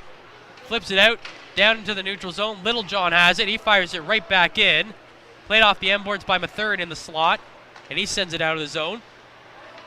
Shot right back in by Sirizotti, and it's held behind the net by Grayson Ladd. One of the 2 deadline acquisitions for the North Bay Battalion from the Windsor Spitfires. The other one, Kyle McDonald, 30-goal scorer himself, not in the lineup tonight. Rubrick dumps it in, and it's shot right back out, and the Ice Dogs will chase back into their own zone. In fact, Kyle McDonald had the identical production through 24 games with the Battalion that he had through 25 games with the Spitfires. 17 goals, 27 points for both Windsor and North Bay. Here comes Outwater for the Battalion. In the middle, plays it to the far side. Romani gets a shot. That's blocked, and as the Ice Dogs touch it, the Ice Dogs will go to the sin bin. 5:58 in, and the Battalion, with a 1-0 lead, will go on the power play. Well, and of course, with Kyle McDonald, too, it cannot be overstated, and this isn't a shot against him when I say this. He started off ice cold with the troops throughout January, and it's worked out really well for him more recently as well, as this power play is proudly supported by the Noah Strong campaign. Again, lots of news coming your way during Sunday's broadcast, and they'll be here in the building as well. So excited to see them here in attendance for that one. Nelson to the left side, Petrov down low, play back out in front, out of the reach of Coe. Nelson keeps it in the zone at the blue line. He finds Coe in the right side circle, walking in, plays it across to Petrov. He walks in, shot save made by Rosenzweig. Picked up in the corner, sent to the blue line to Nelson. At the boards to Petrov, now to Coe, sends it on net, deflected, and it's a save made by Rosenzweig, but it kicked off his glove into the far side corner. Now Russell battles for it in the corner, gets knocked loose. Nelson keeps it in at the blue line. He skates to the middle of the zone. The shot off his stick, over the glass, and out of play. A minute, check that, 42 seconds into the power play. And we played 6:40 in this period, and it's 1-0 North Bay. So add to this debate that we had on that top line. For this top power play unit, you got Jackson, Russell, Petrov, Coe, and Nelson. Who are you defending? You can't play man-to-man, obviously. No. Right? You just got to figure that your zone does the most, covers the most ground that it possibly can. You got 2 guys behind the net right now. That's probably not a good spot to have them, as Jackson walks out in front but doesn't get a shot off, and he finds Coe in the half boards. Coe, crossover pass to Petrov, save made, rebound chances still in the area, now cleared away by the Ice Dogs. The Battalion get it right back to the goal line. They fire it wide. Now it's Petrov at the point. Down to Coe, cross zone to Nelson walking in. His shot again is off his skate and wide of the net. Russell trying to find the puck. It's knocked away by Michaud and sent down the ice. 30 seconds to play. 30 seconds to go on the power play. Coe back in. He finds Arnsby. Back to the middle. Winslow kicks it to the net. The Ice Dogs have it. They can't clear it. Nelson catches it. Plays it up to Coe. Coe finds Winslow on the far side, who finds Petrov. Petrov and Coe have been out there the entire 2 minutes. 10 seconds to go on the power play as Coe turns back to the blue line. Skates to the middle. Still looking. He finds Petrov. Petrov fans on the shot. Gets it back to Winslow. Winslow can't hold the line. And the power play is over as Littlejohn comes out of the box and gets it up to Rubrick. Rubrick takes a shot that goes wide of the net. Played 8 minutes in the period. It's 1-0 North Bay. And the Battalion ice the puck. And they're now shooting the Ice Dogs 20-11. Yeah, remember when it was 10-5? Was that was the beginning of the period, right? Yeah. 10-5? Wow. 15-1 in the period. The North Bay Battalion are pretty good at hockey. My expert analysis of this game, the Battalion are pretty good. And again, they're rolling all 4 lines. They're 0 for 2 now on the power play, though. But again, yeah, brutal. And they're rolling all 4 lines, and again, that's without a guy that scored 30 goals for them this season. Yeah, brutal. I guess they got to blow up the power play now. Let's get rid of it. I mean, that top line played about a minute 40 of it. Yeah, they did. And Ko and Petrov didn't get off the ice the entire time. Neither did Nelson. He was out there the whole Nelson 2 was minutes. out there, yeah. Play inside the Ice Dog zone. They clear. Shot right back in. But I expect these third and fourth lines now to get quite a bit of ice time. Actually, Petrov's on that line, so you wonder how much ice time they're going to get now. Wakely's out there now on that line, actually, just to give Petrov the rest. Yeah. Or so it's Podolou. Podolou, Van Steensel, and Wakely. So giving Arnsby a bit of a rest, I guess. Because Arnsby did come out on that power play at the end there. So 11:06 to go in the period. 1-0 North Bay lead. Kyle Jackson with the goal coming in this second period as both teams exited the ice after 20 minutes scoreless. The Ice Dogs have the puck in their own zone. They send it up ahead. Michaud coming in, drops it back to Sirazati. He tries to play it on net. That gets kicked into the corner. Now sent down to the point, and the Ice Dogs can't hold. Picking the puck up in the neutral zone is Wysick. He fires it back into the North Bay zone, and the goaltender DiVincentis will play it to the far side. That comes out of the zone. Enright plays it back up ahead. Copeland looking. He finds Michaud coming down the middle, takes a shot that's deflected and wide of the net. Puck on the far side boards. The Battalion trying to clear it. That gets knocked off his skate. Bouncing towards the goaltender DiVincentis. He holds on to it for stoppage and play. 1-0 lead. Yes, the Battalion have outplayed the Ice Dogs with 10:17 to go in the second period, but the Ice Dogs have been better as of late. They won 3 of their 4 games they played last weekend, and they're getting some good contributions out of their young players. Yeah, and really the game that they played against the Battalion up until the midway point of the third period, they were right in there. It was 4-4 at one point in that game, so Battalion coming away with a 6-4 victory, but the Ice Dogs are right in it right up till the end, so yes, they have been playing a lot better as of late. Seema's shot is blocked.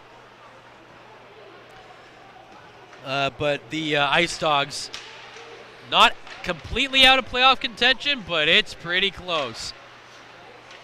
In behind the net, Littlejohn battling out water. Now on the far side, Romani working down the boards. Played back in behind the net. Now the Ice Dogs have control of it, but they're having a hard time clearing the puck. Ladd has it at the blue line for North Bay. Across to Mathurin. Mathurin plays it down low. It's off the stick of Seema and controlled by Littlejohn of the Ice Dogs. He sends it to the far side to Leonard, and Leonard gets it up ahead to Agostinelli, who comes over the line. He finds Rubrick. Rubrick's shot is blocked. It kicks out to the neutral zone. The Battalion had a 2-on-2 going the other way, but they just couldn't complete the pass over the line. And now the Ice Dogs bring it back into the North Bay zone. Cook into the corner. Sends it around to the far side. Ladd is there for North Bay. He clears the zone. In the neutral zone, Jackson finds it. There's a hit on the back end. It looked like Ko running into Wysick. Now Ko brings the puck into the zone. Sends it to the middle, to Russell, back to Ko, back to Jackson. The shot, it's blocked in front by Wysick.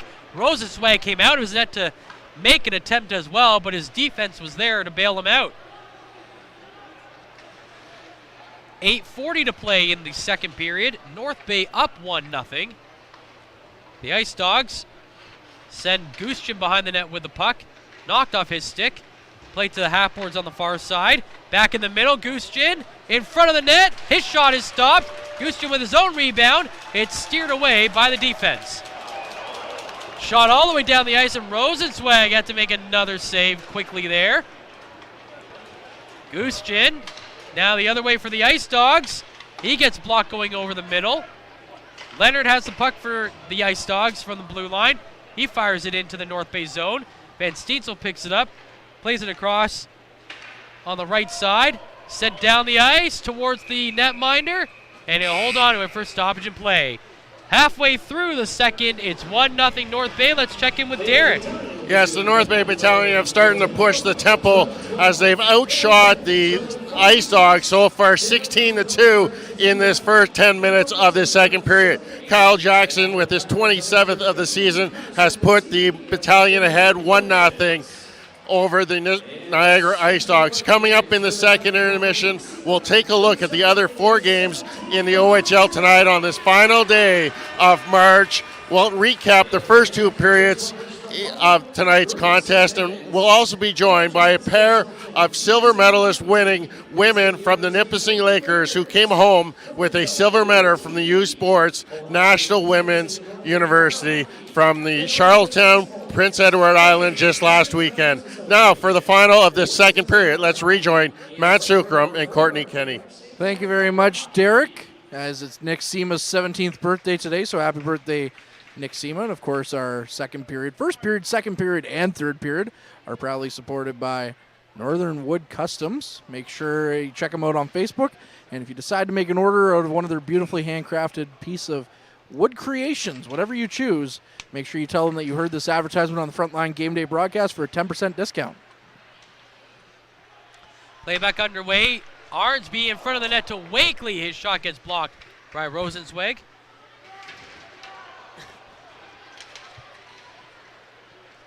And the puck comes out of the zone. Michaud trying to control it, going into the Battalion end, but he's being blocked by Christopoulos, and now those two go into the corner. And they're still stuck there, and now the puck finally comes loose, and it's Wakely going the other way. Wakely gets a shot on net, and Rosenzweig makes the glove save. The longer this game goes on now, the more active Rosenzweig is getting, the more looks he's getting. I don't know, does that help the goaltender, the fact that he's being so active in the game? Yes, his team's being outshot 23-12, but he's kept them in it so far. Yeah, he's playing a good game. He played a good game against the Troops as well last Saturday, and played a good game, or we've seen him a couple of times this year, and he's had good games against the Battalion. But if I'm a goalie, I like a lot of action. I like to not keep myself in the game and not stand around. But we'll see how DiVincentis responds to that with only getting 2 shots here in this period. Yeah, it's interesting when you look at the numbers. Rosenzweig 1-3 in 4 games against North Bay, but he's got a better goals against average.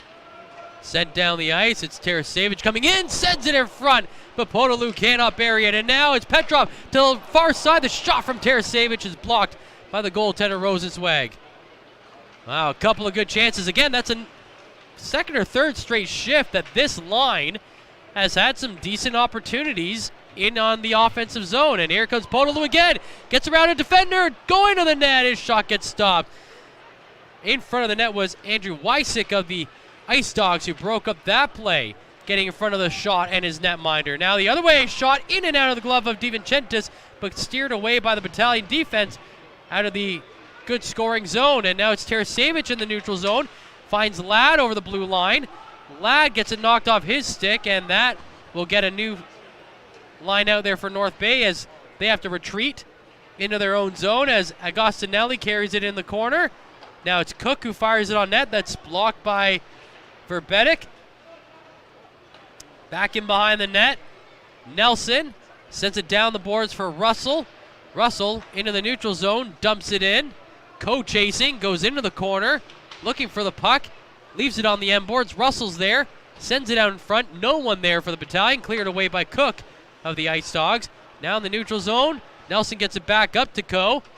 Coe tried to play it in front of the net, blocked by Littlejohn, and cleared up to the line, but not out of the zone, kept in. Now Coe going to the net again from the left side circle, sends it in front. It's off the stick of Nelson and off the post. Now Russell with a chance, and the glove save made by Rosenzweig.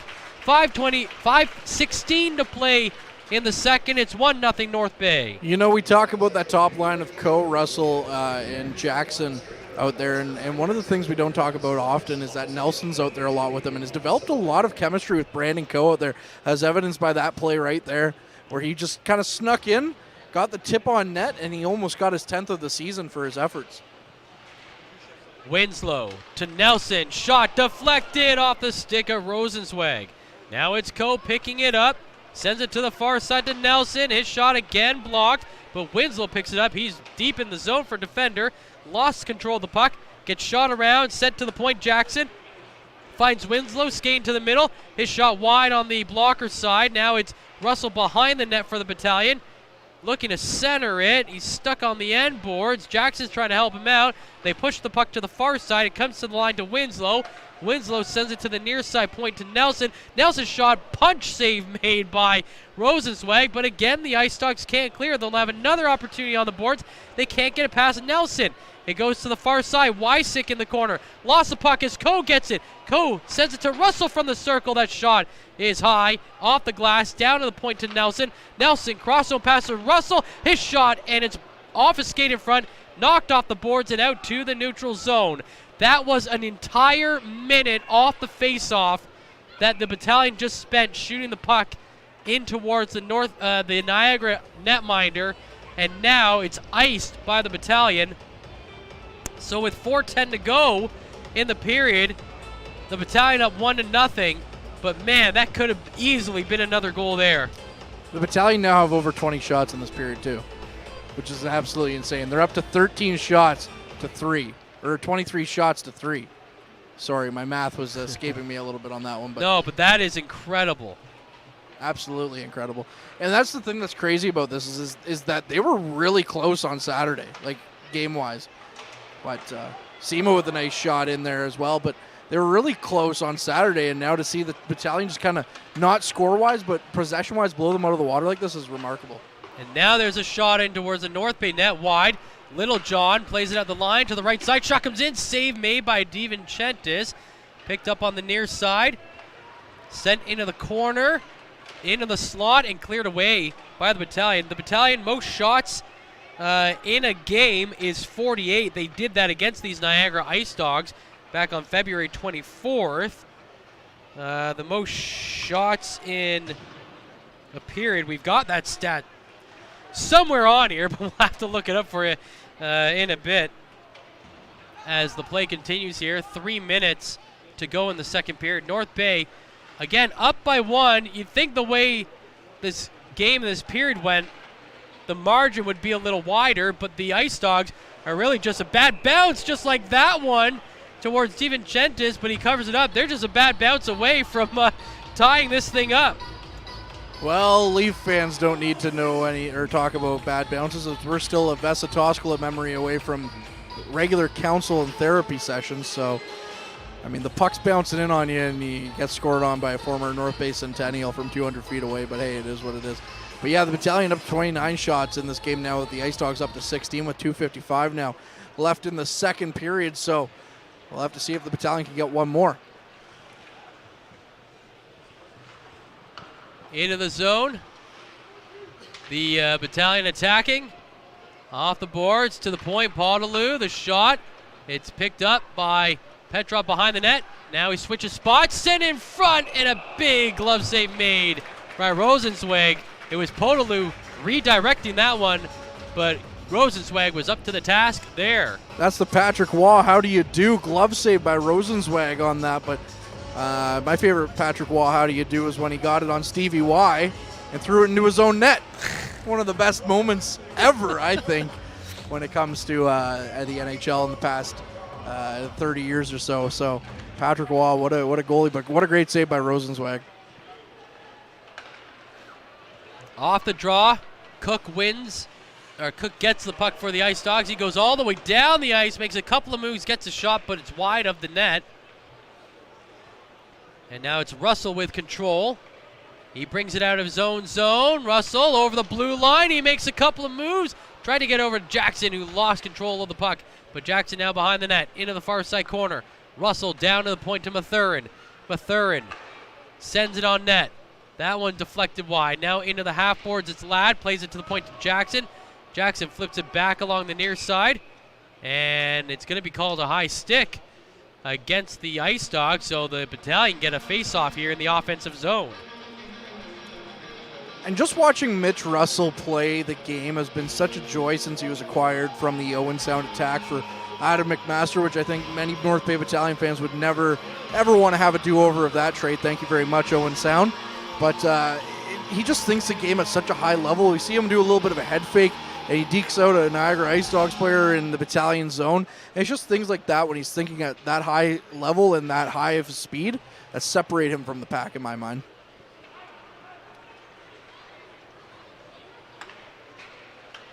Down the other way, here comes Gustian with a shot. They score! Gustian comes in and rips one over the shoulder of DiVincentis, and all of a sudden, with 1:35 remaining, the Niagara Ice Dogs are tied with the Battalion 1-1 on just their 6th shot of the period. And that's Gustian's 37th of the season, so he's having himself a great season as well, the San Jose Sharks prospect. But yeah, that just goes back to our previous talk of if you're DiVincentis, do you want a lot of work or not? And I think if he could, he would have a little bit more work in this period after that one. And I think it's like Bob and Derek talked about in the first period intermission that, you know, as a road team, if you could get out of that first period on even ground with the home team, I think you'll take that. And Rosenzweig has done more than enough to keep his team in the game to this point. So I think if you're the Niagara Ice Dogs, yes, the shots will say you've been outplayed, and the time on possession will definitely indicate you've been outplayed, but the score says we're back to where we started. It's 1-1 now with 1:15 to go in the second period, and the Battalion now trying to regain that lead. It's Ladd walking in, plays it to the right side to Petrov. Petrov fires it across. The shot comes in, and they score! Dolan Wakely with the deflection off the shot from Paul Christopoulos, and the Battalion do, in fact, regain that lead. It's 2-1. And the best ever second round draft pick of the North Bay Battalion, Dolan Wakely, gets his 15th of the season on that one, and gets the monkey off his back as well, as it's been a couple of games for him, and it just had to be one. You knew it had to be one of those fluky ones to get for him to get rolling again. And we've seen it previously in this season where Wakely will get on a roll, and he's one of the best players out there, and that's saying something on a team with Russell, Petrov, Coe, Jackson, that Wakely can really take over and be one of the top 3 players on your team when he gets rolling. Yeah, that's Wakely's first goal since February 27th against the Sudbury Wolves. So it had been some time coming for Wakely. But again, as you said, that's his 14th for number 14 on the year. 15th. So I misspoke.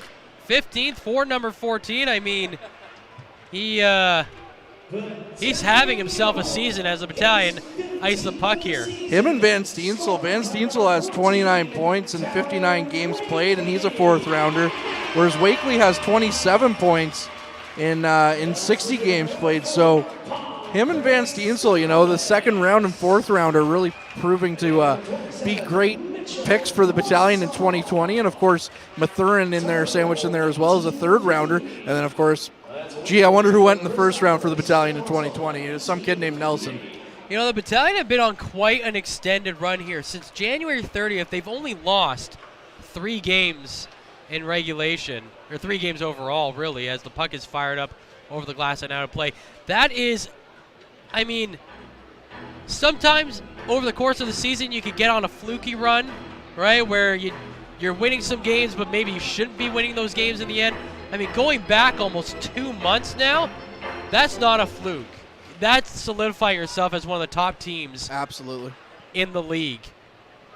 And that's what makes me worried as we're about There's to run a shot coming in as it's deflected away by Rosenzweig. Nelson with a return shot is blocked as well. And we've reached the end of the second period. The Battalion maybe a little lucky to get out of that one with the lead. However, they'll take it. It's 2-1 after 40 minutes. And that was just finishing off my point before we send it to Bob and Derek, Matt. One of the things that makes me so worried about the Hamilton Bulldogs is over that stretch, 2 of their 3 losses have come to the very same Bulldogs. So, that's what's scary about this team, and that's the reality living in a post-trade deadline Mason McTavish-led Bulldogs team. But the Battalion have been on a run, and I know all about their winning streak. Don't worry, I know all about that, Bob, as we get set to bring you in here to give us our period stats.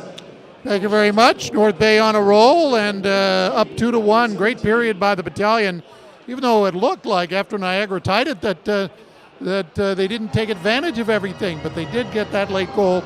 Around the OHL tonight, you spoke of Hamilton. They're 1-1, 2:34 left, second period. Also, Kingston and Peterborough 5-4 for the Petes, and a beauty. Chromiak with a couple for the Frontenacs. Carroll with 3 for the Petes. Sudbury and Barrie, 2-0 for Barrie.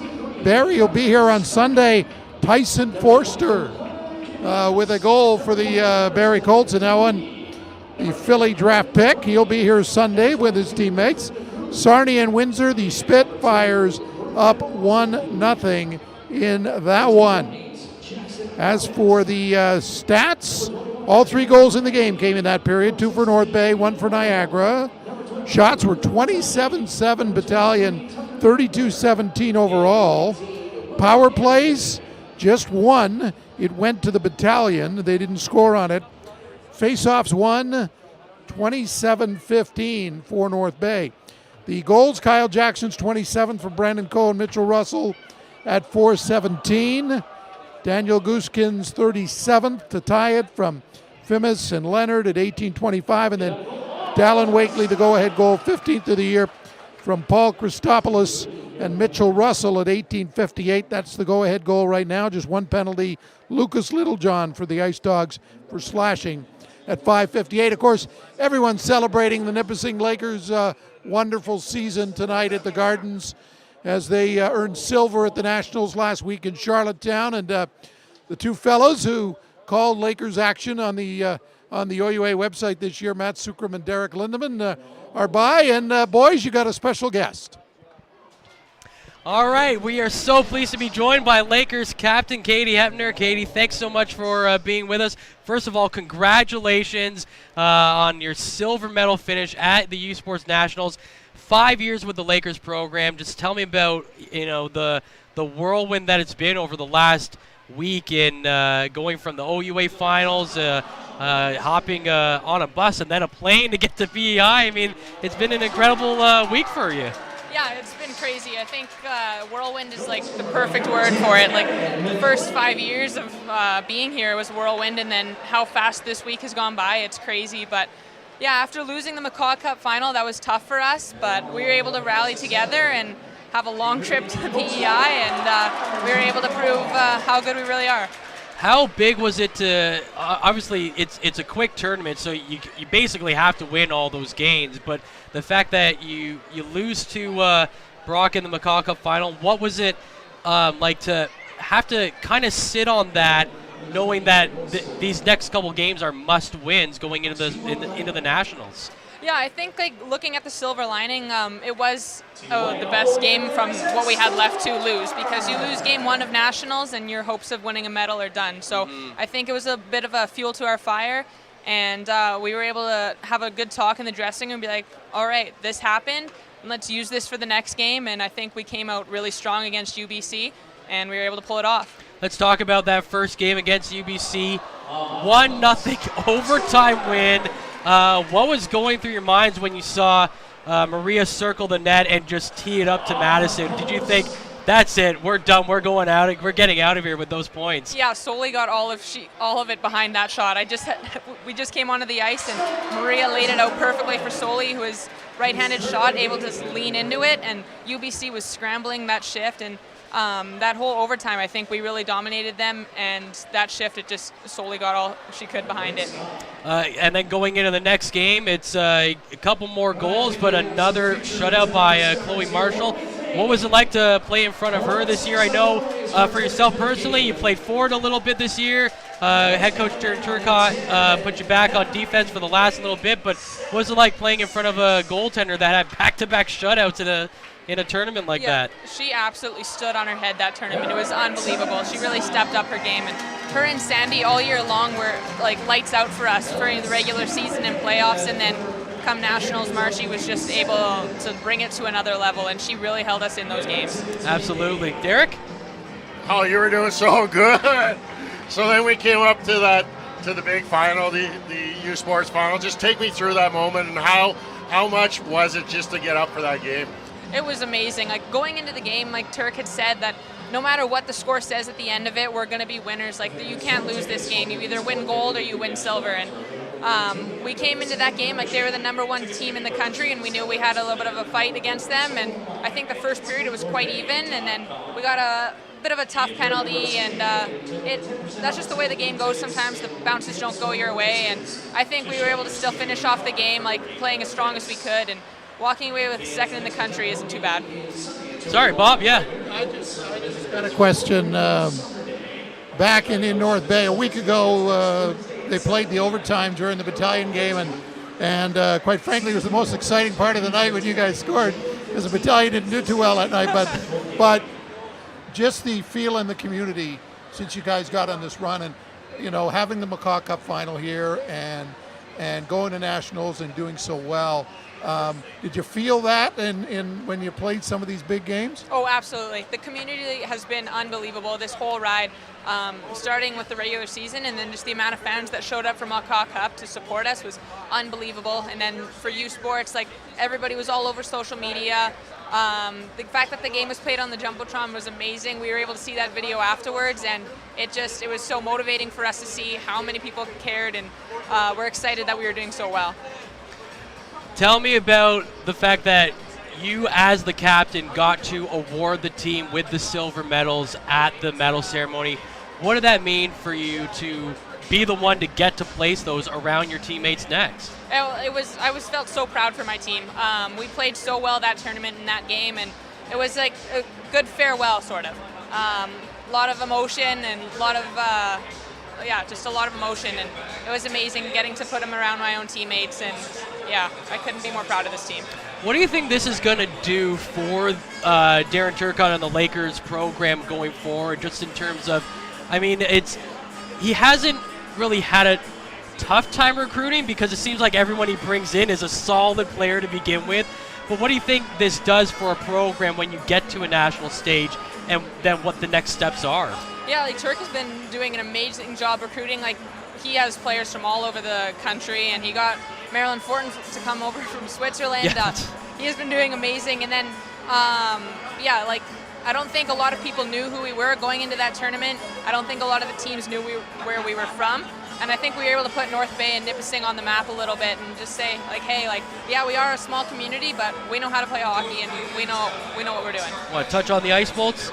Well, I was going to ask you quickly, what was the selling feature for you to come here from Winkler, Manitoba?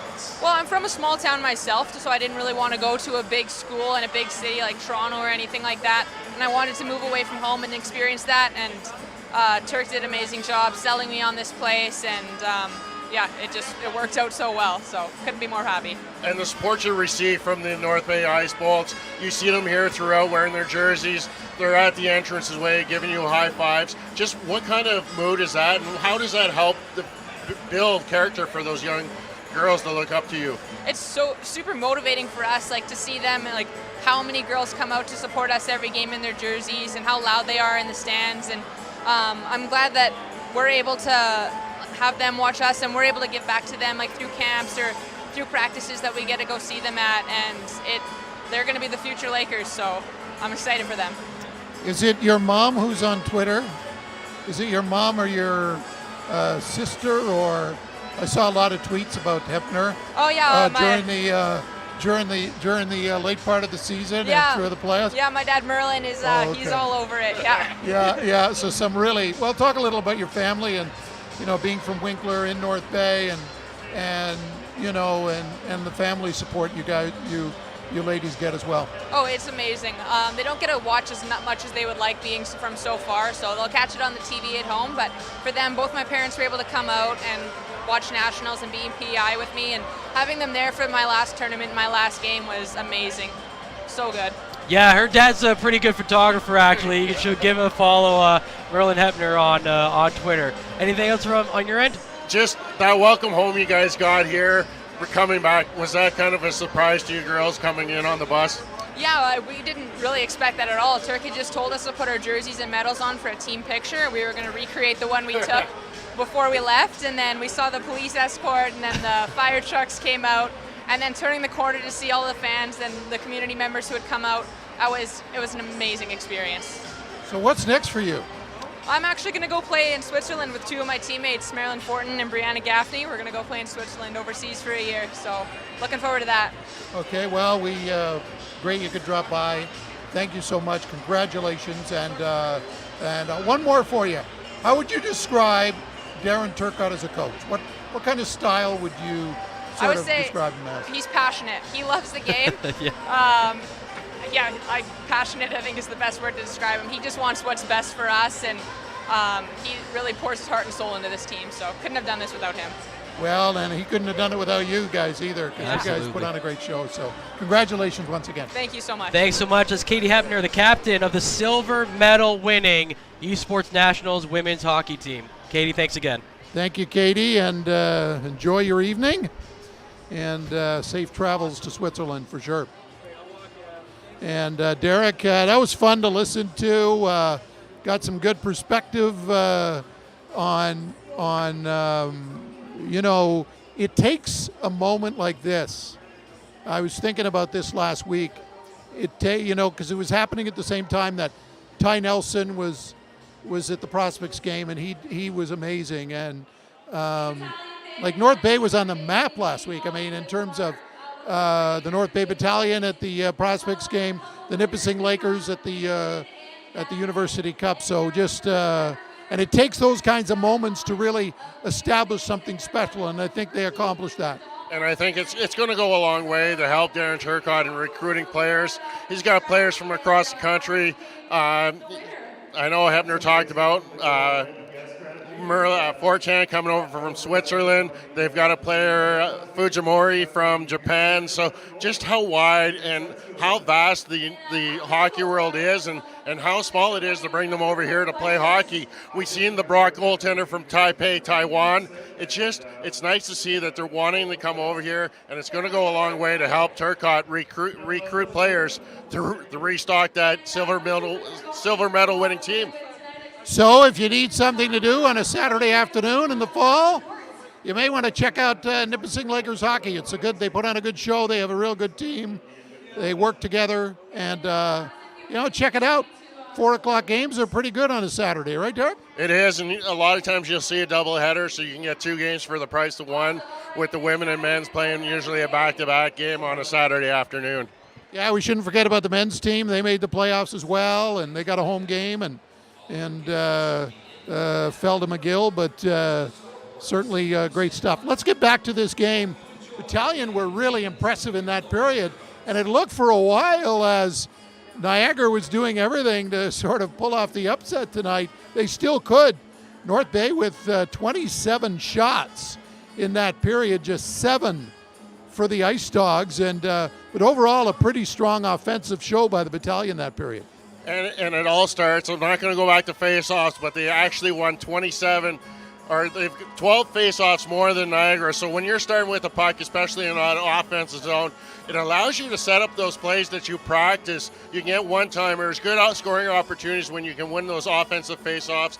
27 shots, they were pushing the pace of the game. They were attacking the D with speed. They were taking the puck wide. They were forcing Niagara to go play a big, wide open defense and allowing those opportunities. The Battalion were probably snake bitten a number of times by Rosenweg making numerous saves, but that shot by Gushkin picking up that goal just over that leg of the defenseman and going off the post and in, just unbelievable as they tied up the game at that time. But a great shot, Christopoulos putting it on the stick of Wakely to tip that over the shoulder.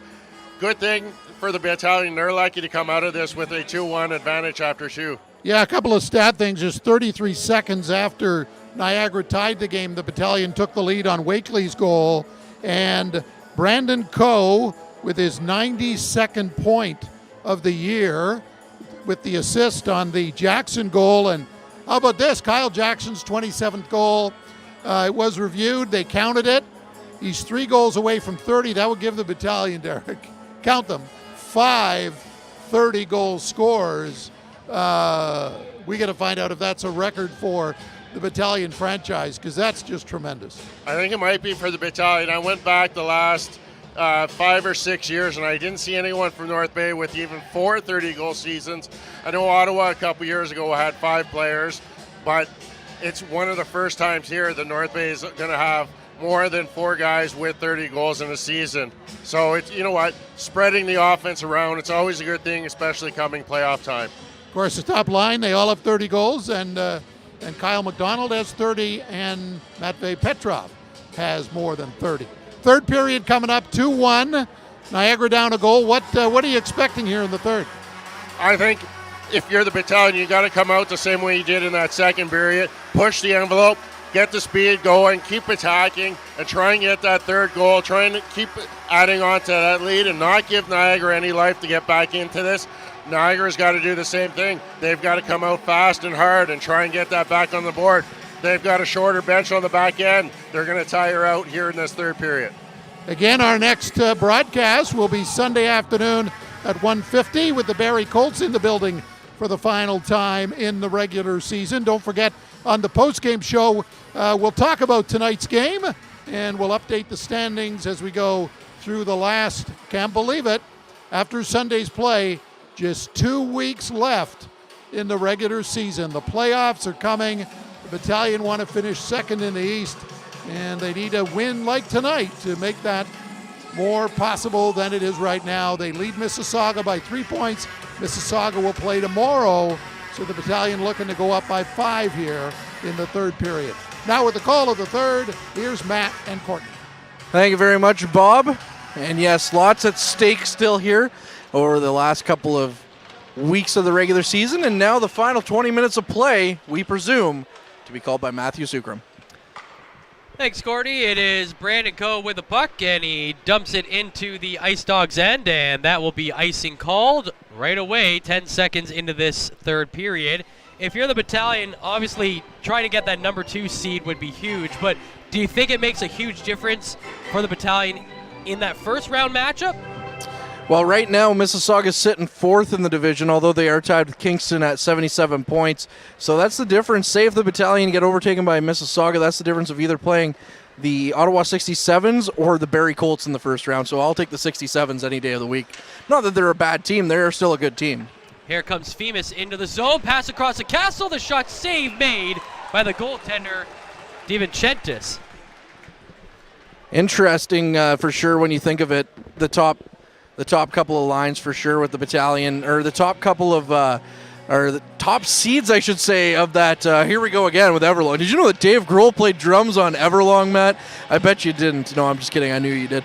All those at home now know that. But yeah, the top seedings get really interesting as play is back underway here in the third period. Puck's rimmed around to Dallin Wakely, who brings it up and out of his zone. And Arnsby carries it up past the blue line into the other zone for Van Steensel. Van Steensel with the shot. It goes wide as we're having some technical difficulties with Matt's mic, but Matt's back now.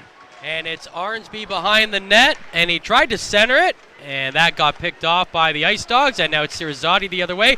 Plays it up ahead, now in front of the net, taken away by the defense of the Battalion. The Ice Dogs never getting a shot off, despite having 3 guys moving into the middle of that zone. Sometimes I think you just got to take the shot if you're if you got the numbers on your side there. But now it's Wakely down the right wing side, flips it over to Mathurin. Mathurin coming down the left wing, chopped at by Sirizati, but Mathurin maintains possession, tries to send it to the middle. That got blocked, and coming out of the zone is Rubrick. Rubrick sends it to the net, and DiVincentis holds it for stoppage and play. You know, we've talked about the 4 lines and that being a huge advantage for the Battalion, and as well as the defense being able to roll 6 and, you know, having 7 quality defenders on your team as well. I think one thing that's getting overlooked this year is the fact that the Battalion have a terrific goaltending tandem. Absolutely. You can put either guy in net, especially over this last run. Yeah, there were some moments where they were shaky in the early half, but you can put either guy in net right now, and you're confident you're going to pick up 2 points in that game. They've just been absolutely fantastic to watch this year. And of course, as someone who loves their equipment's not too shabby either. Down the ice are the Ice Dogs as Rubrick dumps it in. Picked up in the corner by Paul Christopoulos, and he carries it out with 2 minutes gone in the period of this 2-1 game. Into the near side corner, Podolu battling for it.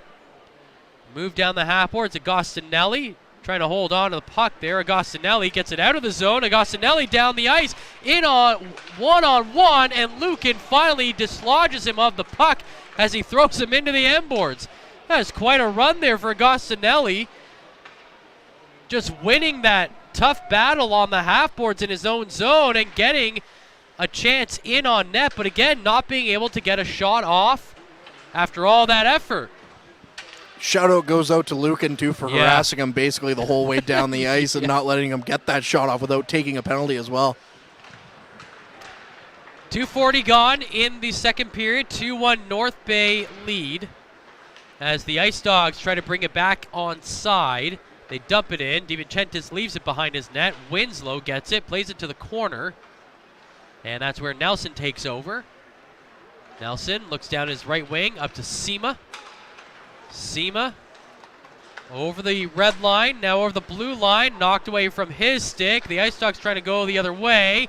Blocked by Outwater. He goes back in the zone. Outwater to the net. His shot is stopped, but he's going to draw a penalty as the Battalion are about to go on the power play here. Slashing is the call against the Ice Dogs with 3:15 gone in the third. And that's the second penalty that fourth line has drawn. Thank you very much for the eagle-eyed vision of Mr. Ben Long up here in the media booth. I have to wear glasses, so I have a bit of a struggle. I can't even tell that the Battalion wear green sometimes, but here we are anyways. So I appreciate the help on that stat, Mr. Ben Long, and all you do for this broadcast as well. So the Battalion 0 for 2 on their power play opportunities. They win the draw. Back to Nelson at the blue line. Nelson turns a circle, now sends it to the right side. Coe walking in, shot wide of the net, glove side. Picked up off the boards by Petrov. He sends it across to Coe. Coe in the middle of Jackson, lots of time, but his shot gets blocked. And now Femus trying to clear. It's out of the reach of Nelson as he falls down as he goes into the neutral zone and chases it all the way into his own end. So 30 seconds off the clock in the power play. North Bay's third of the game. They've only been on the penalty kill once. As Coe brings the puck back over the blue line, he finds Petrov, who sends it around the boards to Jackson. Jackson can't hold it at the line, and it clears the zone. 4 minutes gone in the period, another minute 10 remaining on the power play for North Bay. They're right back into the attacking zone. Jackson has it on the near side circle, looking towards the net, drops it back to the boards, now to the point. Across to the right side, Coe's there to Russell, plays it down low, but Jackson can't bank it in on the far side. And now it's Nelson again at the line. He finds Coe at the half boards. Coe leaves it for Jackson, who chips it back to Nelson to left side. Petrov fires in, and it's a blocker save made by Rosenzweig. We don't have a radar gun, but that puck was going a mile a minute. That was an absolute NHL caliber blast from Petrov. Back into the zone. Here comes Russell driving to the right side of the net. He goes behind the net, gets knocked off the puck, but the Battalion maintain possession. It's back in the corner for Russell. He flips it to the half boards to Petrov. Petrov to the point, Ladd. Back to Petrov, back to Ladd. To the right side circle to Coe. It's knocked off his stick and cleared. Look out as that puck goes flying into the stands. And that's going to be another penalty against the Ice Dogs. Delay of game will be the call. And the Battalion will have a 5-on-3 for 15 seconds with 5 minutes gone in the third. Yeah, the Battalion have set themselves up real well here on this power play opportunity as that top unit gets another chance out there. And what a shot by Petrov, as you mentioned, although a mile a minute is 60 miles per hour, so hopefully it was going a little bit faster than that. Or if you're the Michael Scott way, a mile an hour, that fast, huh? I get paid by the year, not by the hour, so. There you go. Here come the Battalion. Russell in the slot. Finds Ladd. Down low. Back to Ladd. Now Coe in the slot. Below the circle. Back to Coe in the slot. His shot gets stopped. We're back to 5-on-4 now. as jumping out of the box was Little John. Play still underway inside the Niagara end. Behind the net, it's Russell who walks out to the left side circle, trying to play it to the middle. Jackson's there, he shoots it wide. Coe picks it up off the boards. Hard pass across the zone is deflected out of the way by Michaud, and the Battalion have to clear the zone. They come right back in. Petrov down the middle, tried to find Jackson, who now plays it off the near side boards. Jackson falls down trying to hold the puck, and it's cleared. It goes off the side of the head of Sirizotti at the blue line. So now it's Ladd bringing it right back into the zone, and it's Coe in control. 2-1 North Bay lead with another 45 seconds remaining on the power play. Here's Van Steensel's shot, and he fires it glove side wide. 6:20 gone in the period. The Battalion still on the attack in the zone. There's a shot by Romani, and that's wide again. Coe with the puck. To the point to Ladd. Now to Winslow. Back to Ladd at the point. Across pass to Coe under the circle. Now he finds Winslow on the left side. Down low to Wakely. Or check that, Arnsby. Arnsby to the goal line to Winslow. Back to the middle to Ladd.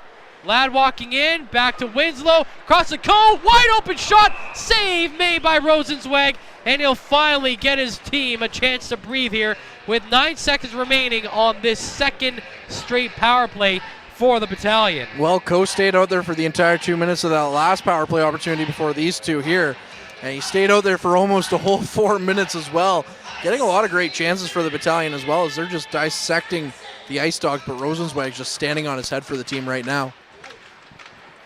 Rosenzweig really has been the reason this is a 1-goal game tonight. 33 saves to this point.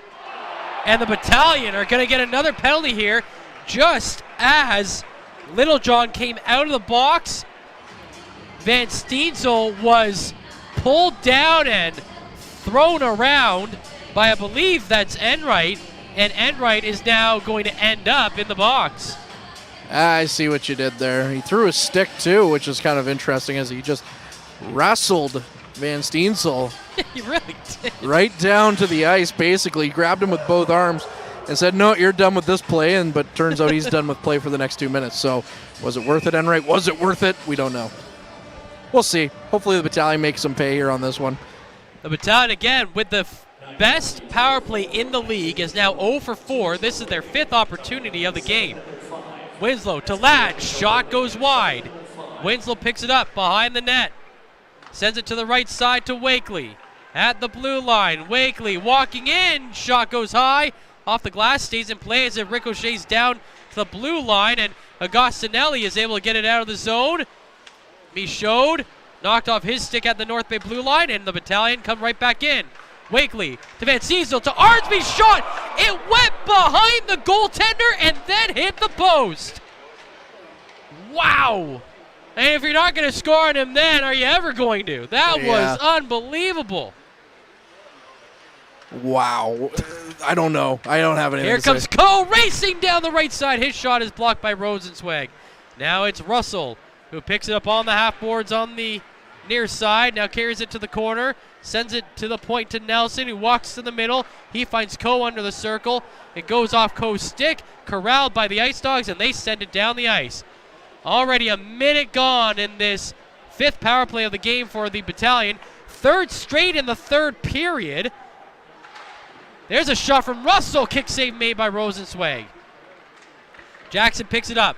Sends it to the middle. Russell shot save made. Rebound chance denied as well as Rosenzweig robs him twice with the glove, and it's cleared down the ice. Oh my goodness. Josh Rosenzweig with 35 saves tonight. That might have been his best. Down to 20 seconds on this power play. Jackson down the right wing side. Into the circle. Jackson holds it. Sends it to the point to Nelson. Nelson finds Coe in the middle. Coe's backhanded pass is denied and sent down the ice. And the Battalion are going to go 0 for 5 on the power play. So those PP numbers come down for the Battalion. Those PK numbers go way up for the Niagara Ice Dogs, who had the 19th ranked PK coming into this game. And they fend off the Battalion 5 times while being shorthanded and they're down by just a goal with 10:44 to play in the third as the Ice Dogs ice the puck. Well, the thing that's crazy about this one is that last Saturday in Niagara, Dom DiVincentis walked away with the save of the night highlight in the OHL. I'm pretty sure we're going to see a Rosenzweig save here as save of the night in the OHL here after today's game in North Bay.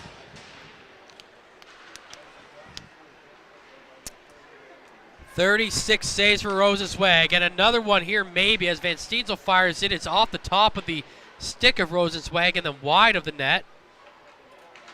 Into the far side corner, Podolou battling. And Steensel is in there as well. The Ice Dogs trying to get the puck away from there. That battle continues right behind the net. Podolou knocked down. The puck knocked away from the area and cleared down the ice.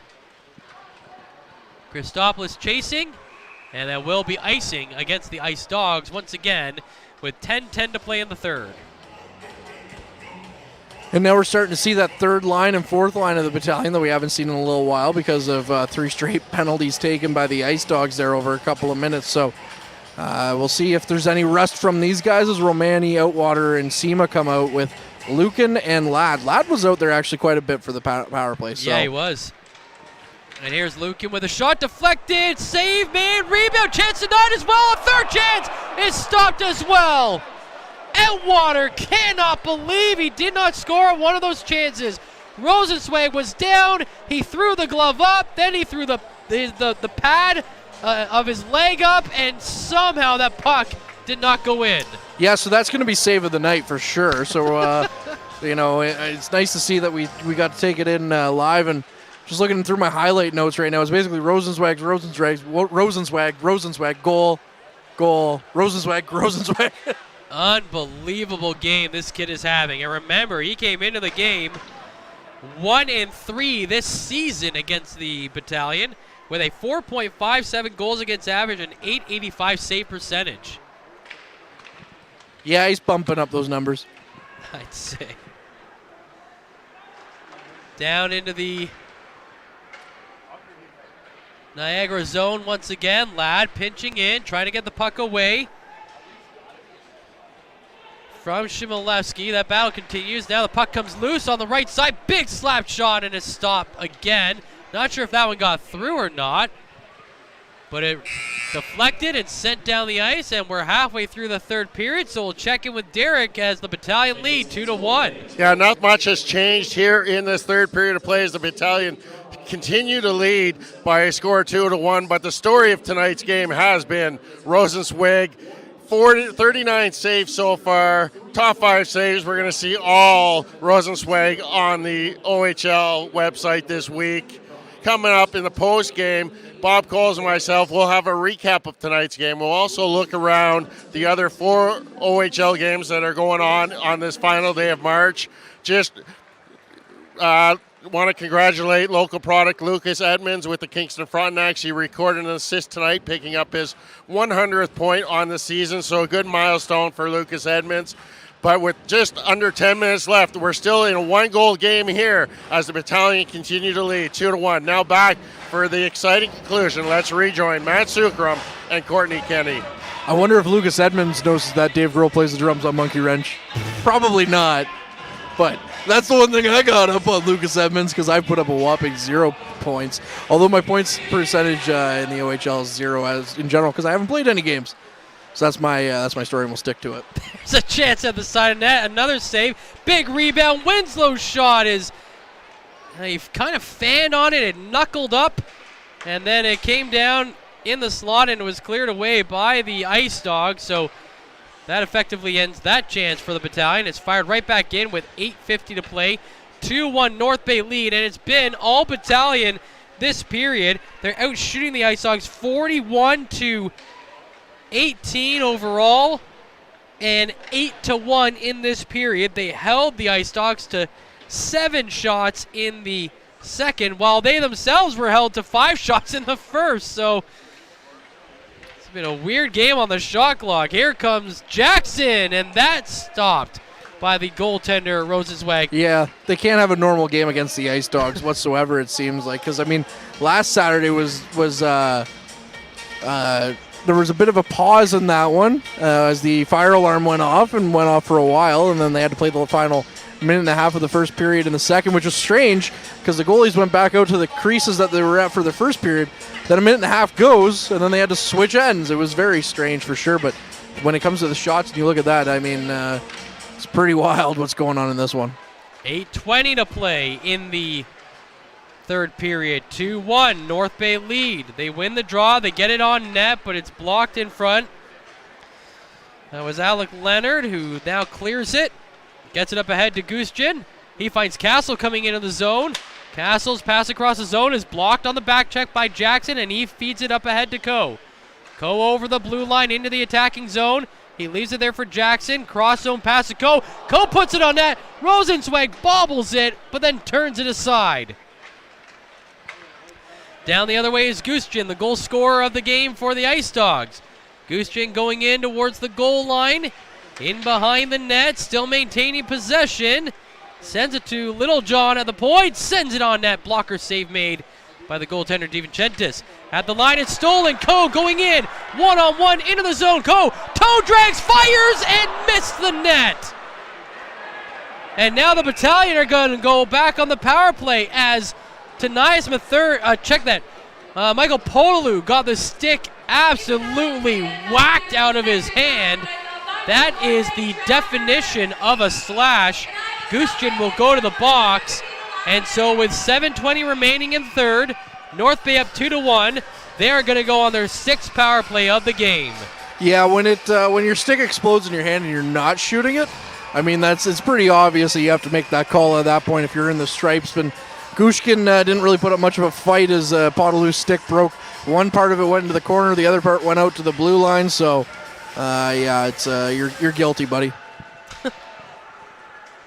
North Bay win the draw, but immediately the Ice Dogs collapse in on the faceoff circle and they get control and send it down the ice. 7 minutes to play in the game. Nelson drops it back to Coe, who finds Jackson through the middle. Jackson flips it up ahead. It's pushed away by Rosenzweig, as it's now to the near side to Petrov, into the corner to Jackson, back to Petrov. Now to Nelson at the point, across to the right side, Coe.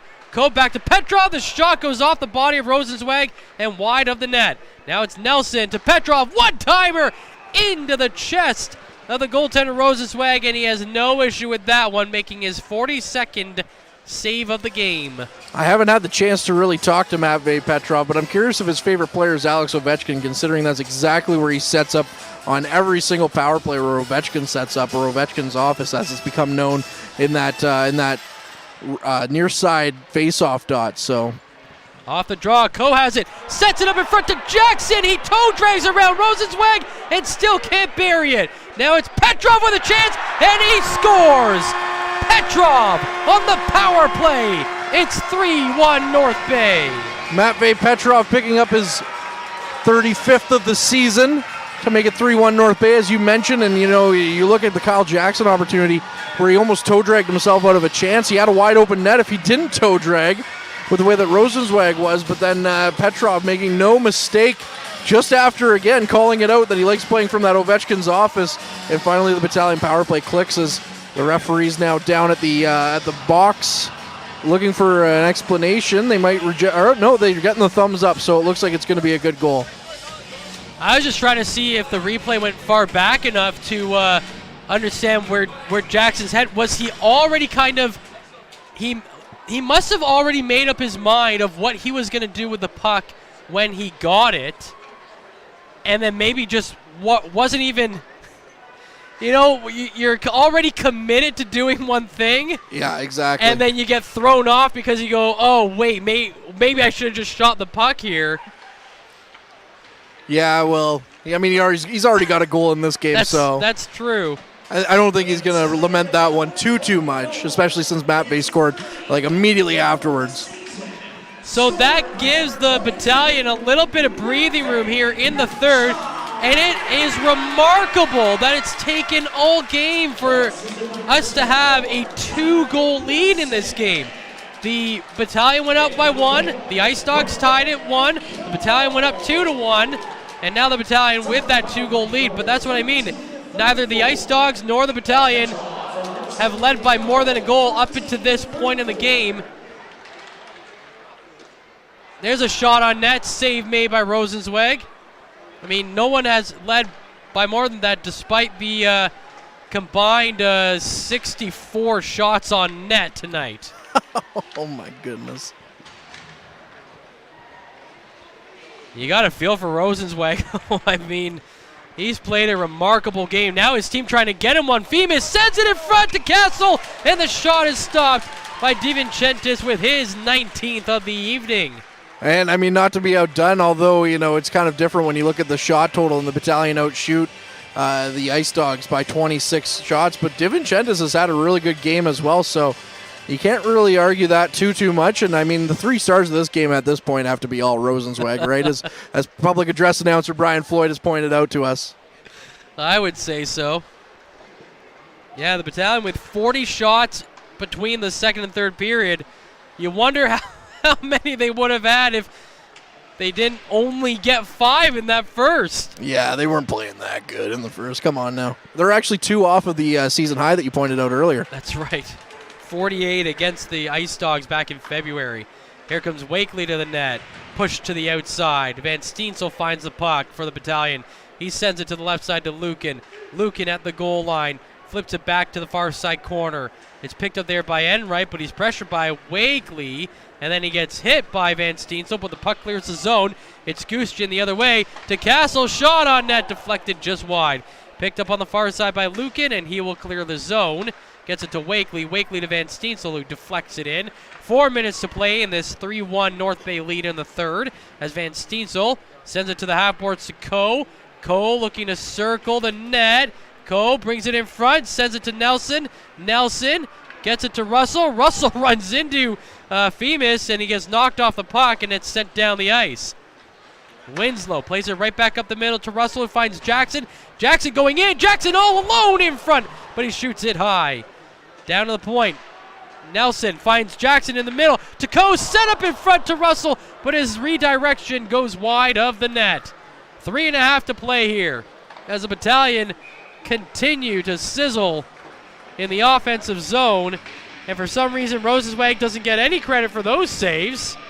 Still at 43 saves, 46 shots on net. Well, some of the fans are getting pretty lively here to Motley Crue in the stands, doing some head banging. And I can't say I blame them. Kickstart My Heart is quite a badass song, if I'm allowed to say that. It's YouTube, who cares? I'm fired. Through the neutral zone. Russell runs into Coe. I like the fact that they're just laughing about it. They looked at each other and started laughing. We've seen some weird collisions this year. I mean, top of the list, Austin Matthews getting well acquainted with the crossbar against the Pittsburgh Penguins. Even when the Leafs are good, they're embarrassing. But that right there, Russell was rushing through the zone. There's a shot on net, wide of the net. Russell rushing through the zone, and Coe was just at the blue line. Russell ran right in. It was like Mark Sanchez meeting the back end of one of his offensive linemen, if you remember that. Oh, yeah. Here comes Podolou, down the other way. Rosenzweig was out of his net to try and get the extra attacker on. Now he has to drop back to his net. Podolou's backhand chance is stopped. They play it to the point, coming into the zone. The Battalion in control, it's Petrov. Petrov circling the zone. Sends it to the right side to Winslow. Winslow in behind the net. Plays it back into the corner for Podolou. Podolou on the half boards. Back in the corner. Tarasevic is there. Knocked off his stick. And now the Ice Dogs have room to get it out. They don't get very far. It's just knocked right back into the Ice Dog zone. Rosenzweig is trying to go up the ice with his team. They finally get control over the blue line into the North Bay zone. Shot on net is stopped by DiVincentis, and Rosenzweig will get off the ice. And so, Offensive zone opportunity coming up for the Ice Dogs, and they'll have 6 attackers out there with 1:50 to play in the third. 3-1 North Bay. You know, it's funny you bring up Mark Sanchez, because the other day I was having a conversation with someone where I said that the New York Jets haven't been relevant since Mark Sanchez was their quarterback, and he did not remember. This is an NFL lifer, I'll have you, Matt. He did not remember that Tim Tebow was the second stringer the whole couple of years for the Jets because of Mark Sanchez, because everyone wanted Tim Tebow to play over Sanchez as we get a timeout here. But yeah, no one could seem to remember that Tebow was playing behind Sanchez, which absolutely blew my mind. And then New York Mets legend Tim Tebow. Heck of an athlete. I mean, yeah. take that away from him. No, not at all. Yeah, anyway. Heck of a knee, too. There it is. I can't not make the joke. And this kid's got moves. Now he's dancing to Dre after dancing to Motley Crue. Like, is he wearing North Bay Trappers gear? As he's got a Battalion shirt underneath. But I mean, that's awesome. This kid's going places. That's what I was going to say. If hockey doesn't work out for him. Oh, just threw off the hat. I love it. Yeah, he knows where the camera is. This is the greatest game of my life. Does he know that Dave Grohl's... He probably knows that Dave Grohl's the drummer on Monkey Wrench. He definitely knows. The Battalion down by a man on the ice, but they're up by 2 goals on the scoreboard with 1:40 to play. Femus dumps it back into the North Bay zone. DiVincentis out of his net to play it. He whips it high off the board. Sirizati at the line, can't hold it there. Van Steensel sends it down the ice, but that will be icing called against the Battalion with 1:28 to play in the third period. 3-1 North Bay. Yeah, this is a crazy game just when you look at the shots. 46-21. And now it looks like we're getting another timeout here. So we can talk some more about Tim Tebow. No, I'm just kidding. Yeah, no. Well, go ahead. Sorry, Matt. I was going to say, coming up in the post-game show, we'll have comments from head coach Ryan Holohan. And, I mean, Courtney, you're hoping that he's going to be happy with the result, but the process might not be one that you draw back on. I mean, then again, you look at it, they've dominated at times offensively. Sometimes you just can't put the puck in the net. Well, sometimes you can be really happy with your process, and then Kawhi Leonard ends it all in the second round of the 2019 NBA season. So, I mean, for head coach Ryan Houlihan, even if the process you're only up 3-1, I'd be pretty happy with that. I mean, your shooting percentage might not be what you hope it is, or your power play percentage might not be what you hope it is, but you're still up 3-1 and 1.5 minutes away from getting another 2 points. And I think you've played a pretty sound defensive game for the most part. I mean, holding the Ice Dogs to just 4 shots in this period where, again, 1 goal would have tied things up at any point up until that third goal for the Battalion, which came with less than 7 minutes to play. So I think you are pretty happy if you're the Battalion coaching staff in this contest. As the puck gets knocked loose out to the neutral zone. Femus has it, sends it back to Sirizati coming in, takes a shot, blocker save made by DiVincentis, punched all the way out to the neutral zone, picked up by Brandon Coe. He'll head to the empty net, and Brandon Coe has another goal this season, his 33rd on the year. The Coe show continues. And that's exactly what happened there with Brandon Coe. What a great goal, what a great effort by that top line out there. Mitch Russell almost had an opportunity as well to ice the game, but a good back check by Femus was able to thwart that opportunity, but Brandon Coe putting the nice little bow on top of it. And I would imagine at this point, with under a minute left and a 3-goal lead, you gotta think that you got those 2 points in your back pocket, especially in a game where this is one of your games in hand on Mississauga. You want to use them and get those 2 points and really put the pressure on the Steelheads. Yeah, almost as much of a must-win situation a team can face in the regular season when not when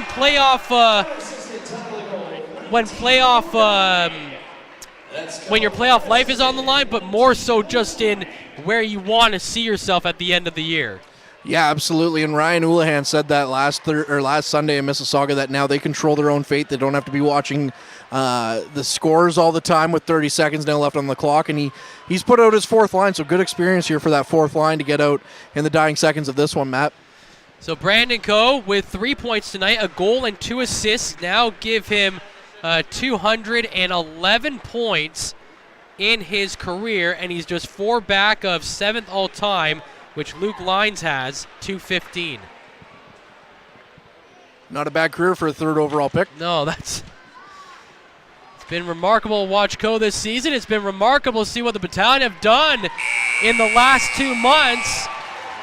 Since January 3rd, they've still only lost 3 times in regulation as the Battalion pick up a big 4-1 win over the Niagara Ice Dogs to start this weekend here at Memorial Gardens. Great start to the weekend, like you mentioned, for the troops. They'll be hosting the Barrie Colts in the next one, as it's another battle for the Central Division crown before they welcome the Mississauga Steelheads to town next Thursday.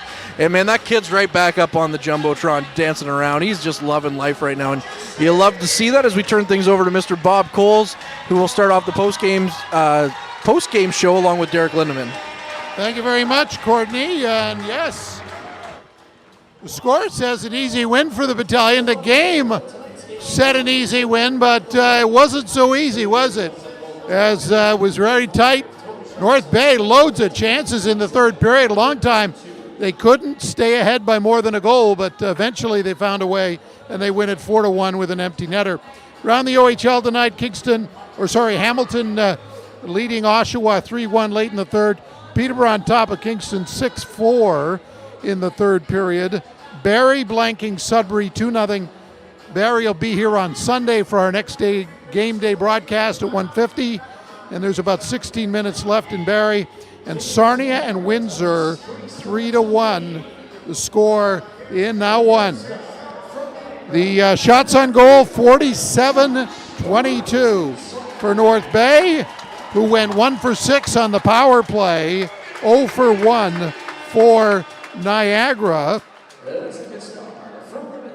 And Derek, the Battalion, Brandon Coe, 3 points tonight, giving him 94 for the year, 1 goal, 2 assists. The goal, the empty netter, of course, Mitchell Russell with a couple of assists. Dallin Wakely got the game winner, making it a 2-1 game. Matvey Petrov's 35th of the year. Ty Nelson, his 50th point. Kyle Jackson, his 27th goal. Dom DiVincentis, not as busy as his counterpart, Mr. Rosenzweig, who made 43 saves, I believe, is the way it works. And it was Gushkin, the only goal for Niagara. So we say it's 4-1. North Bay, much the better team, but all those power plays, and North Bay couldn't get that 2-goal lead for a long stretch. They finally did, but people were getting a little nervous in the 3rd period because just with a little puck luck, who knows, Niagara could have tied it up, but North Bay gets the win. Full marks for the victory. They now lead Mississauga by 5 in the division with still a game in hand on them, too. Yeah, they need 3 more victories and they can clinch that 2nd spot overall, at least in the Eastern Conference. Next one's going to be here Sunday afternoon against Barrie, but the big one's going to be next Thursday when Mississauga makes their final trip here to the Gardens to take on the North Bay Battalion. But what a performance tonight by that goaltender of Niagara, Josh Rosenzweig. 43 saves. I don't know how many of those are highlight reel saves that we're going to see in the Jane's top 5 saves of the week in the OHL, but I know we're going to see at least 2 of them probably up there. Seems like every time he comes here, we're seeing a highlight reel save from him, but the key guys came through in crunch time for the North Bay Battalion. You can only give them so many power plays. They were 0 for 5 before picking up that power play goal to put them up by 2 there midway through the 3rd period of play. When you got the top power play team in the league, you know what? Eventually you're going to get that 1 goal. And for Niagara, they just kept taking penalty after penalty. Yeah, all the big boys got points tonight. Brandon Coe leading the way with 3. Mitchell Russell had 2. Similar in terms of getting points to last Saturday's game in Niagara, where the big boys really dominated the game and enabled North Bay to play it. But North Bay's team game was pretty good today, too. They didn't give up much. I mean, we were saying halfway through that period there was no real point to do the Zamboni at half of the ice because the puck was never in the North Bay zone for, 12, 13 minutes of that 3rd period. I mean, it was yes, there were penalties, but it was dominant. I mean, they were dominating Niagara in all phases of the game. Yeah, I really found that the battalion speed was really the big difference tonight with handling Niagara. Easy entries into the zone, staying out wide, not letting Niagara clog up the center of the ice, and just making sure that crisp passes across the ice and going side to side, nothing really up the middle. A lot of east-west movement, which was not allowing the Niagara Ice Dogs to take away those passes, and just easy entries. It's just really those strong forwards, the really tough skating team, had their way with those Ice Dog defensemen. Unfortunately, they were so short-handed on that back end tonight.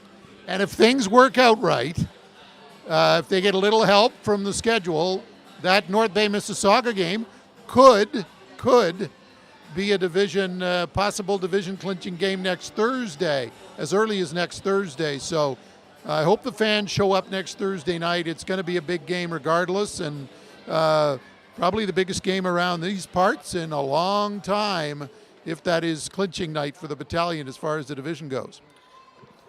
It's going to be really close. I think it's a combination of Mississauga wins and North Bay Battalion losses, but there is games. North Bay could be in a position to actually clinch the division next week, and it would be nice to see a full house here inside Memorial Gardens to witness that and cheer on this North Bay Battalion. It means a lot to have home ice advantage right through to your conference finals. It's going to help push them over the edge, possibly in the first and second round. Something seemed to have been said after the first period when North Bay was outshot 10-5, because that was a different hockey team that came out in the second period. Yeah, and I think it was just stick to that game plan. You know what, Niagara's a little tired. Everyone witnessed that they only had those 4D. You got to just keep your speed going, play a high-tempo game. You're going to tire that team down, and that's exactly what they did. And unfortunately, the good thing for Niagara is they had Rosenzweig in goal that kept them in this game throughout 2.5 periods of play. Yeah, what do you say about his goaltending? I mean, some of those saves, you mentioned it, I was willing to give him the top five saves, because he was, and even the third goal, like when you're under that amount of pressure, you start like flailing around a little, and he came out at the wrong angle on that third goal, but that's understandable because basically every shot is a scoring chance for the battalion. Yeah, and you know what? That shot by Petrov, that was a seeing eye shot into that corner. You got to give that to Petrov. Rosenzweig, if that was even off of that mark by maybe half an inch, Rosenzweig would have had that. Those are those shots that you need. Petrov has that slingshot-like release. It's on and off his stick so fast and so accurate. It's so hard to read. And that's what I find the difference between him and Coe is Petrov can get that shot off with that slingshot one-time motion. Coe almost has to catch it and set himself up for that release. And you know what? Petrov, he's so lethal from that Ovechkin off his spot in that right, or that face-off dot on the left-hand side. Yeah, you play North Bay. You've got to learn how to handle that top line, especially on the power play. You got to stay out of the box when you play the battalion. I mean, that's one of the keys to their team is they're so lethal when they can put 3 30-goal scores out on the power play and a 50-point defenseman. I mean, you're asking for just to lose the game almost. When they can put that amount of fire on the ice. Yeah, and you're clipping at a 27% complete conversion rate. And I didn't even mention Kyle Jackson. No, who's 27 points, or McDonald, who comes out on that second unit. But just the way the pose that Nelson has there at the top of the point to spread the puck around, those crisp cross-ice passes, like when Coe is sending that puck from the top of the face-off dot to the top of the other face-off dot for Petrov that's landing on its proper side and just setting him up for that one-timer. It's just so crisp and accurate.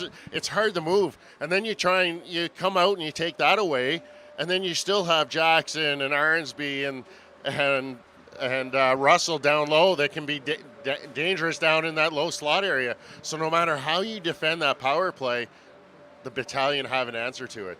And defensively, we didn't talk about it a lot tonight because it was such a mismatch kind of a game in terms of scoring chances. But I mean, they didn't give up much, right? I mean, Niagara didn't. Niagara had some good players. They've got some good offensive players, but they just didn't seem to get much traction in the North Bay zone. No, we didn't really see them counter with any really good pressure, 2-on-2s or 3-on-2s. We seen the North Bay Battalion always having that F3 player back high and really helping out in the defensive zone, allowing for the battalion to collapse and keeping those shooters on the outside. So Niagara couldn't really get any speed going through the neutral zone, standing up guys at the blue line, making it hard entries. Battalion are playing really good hockey right now, and this is what you want to see when you're entering the playoff time. You know, our producer Ben over there, he's remarking how early this game was. I mean, I was saying the same thing down below. It was, I think, 9:15, 9:18, the game ended. I mean, that was a quick hockey game. Yeah, it was a quick hockey game. Just looking at the face-off, 64 stoppages of play, so a little over 20 per period. So that's pretty good. You got a good pace. You really seen it, and who did that really help in the long run was the North Bay Battalion, using that speed and those entries. And then they came back in those last two periods. They won 67% of the draws over that final 40 minutes of play. Just a dominant effort in those last 40 minutes. Okay, Derek, thanks for your comments tonight. And we're looking forward to a big game on Sunday. Always fun when Barrie comes in. Final visit by Barrie. These teams will play twice in 7 days. They'll play Sunday afternoon here in our next game day broadcast at 1:50. And then the following Saturday, North Bay heads to the Sadlon Arena. I don't know if Derek loves to go to Barrie. Are you going to Barrie for that one, Derek? Yeah, I haven't even thought about it. I don't even know what I'm doing this weekend yet, so... He actually goes to look at golf equipment, so that's why he goes. So. Well, you never know. Maybe a course is open down there in the next couple of weeks. Well, the courses in Toronto are opening tomorrow, believe it or not. So let's see. That's no April Fool's joke? No, not an April Fool's joke. And so just remember tomorrow, folks, tomorrow is April 1st. So if you see something you don't believe, it could be not true. Just saying. Do we have any expectations about you announcing what's happening at the Masters this year? I am announcing tonight that I am not playing in the Masters this year. Oh man. So before we get worse, we will wrap up the broadcast. Again, the Battalion beat Niagara 4-1. Of course, we thank Ben for producer Ben Long, who does such a great job, arranging all the technical aspects, the various microphones, and getting in the guests on time, and the audio pieces. Great job, Ben. Matt Sukram doing the call, and little best wishes to our MP Anthony Rota, who is recovering and getting better, and we wish him the best with his family as he goes through this time, and we understand there's good progress, so best wishes to Anthony as we move along. Derek, of course, and Courtney with the color commentary. Again, the final, the Battalion win at 4-1. I'm Bob Coles. Good night from Memorial Gardens.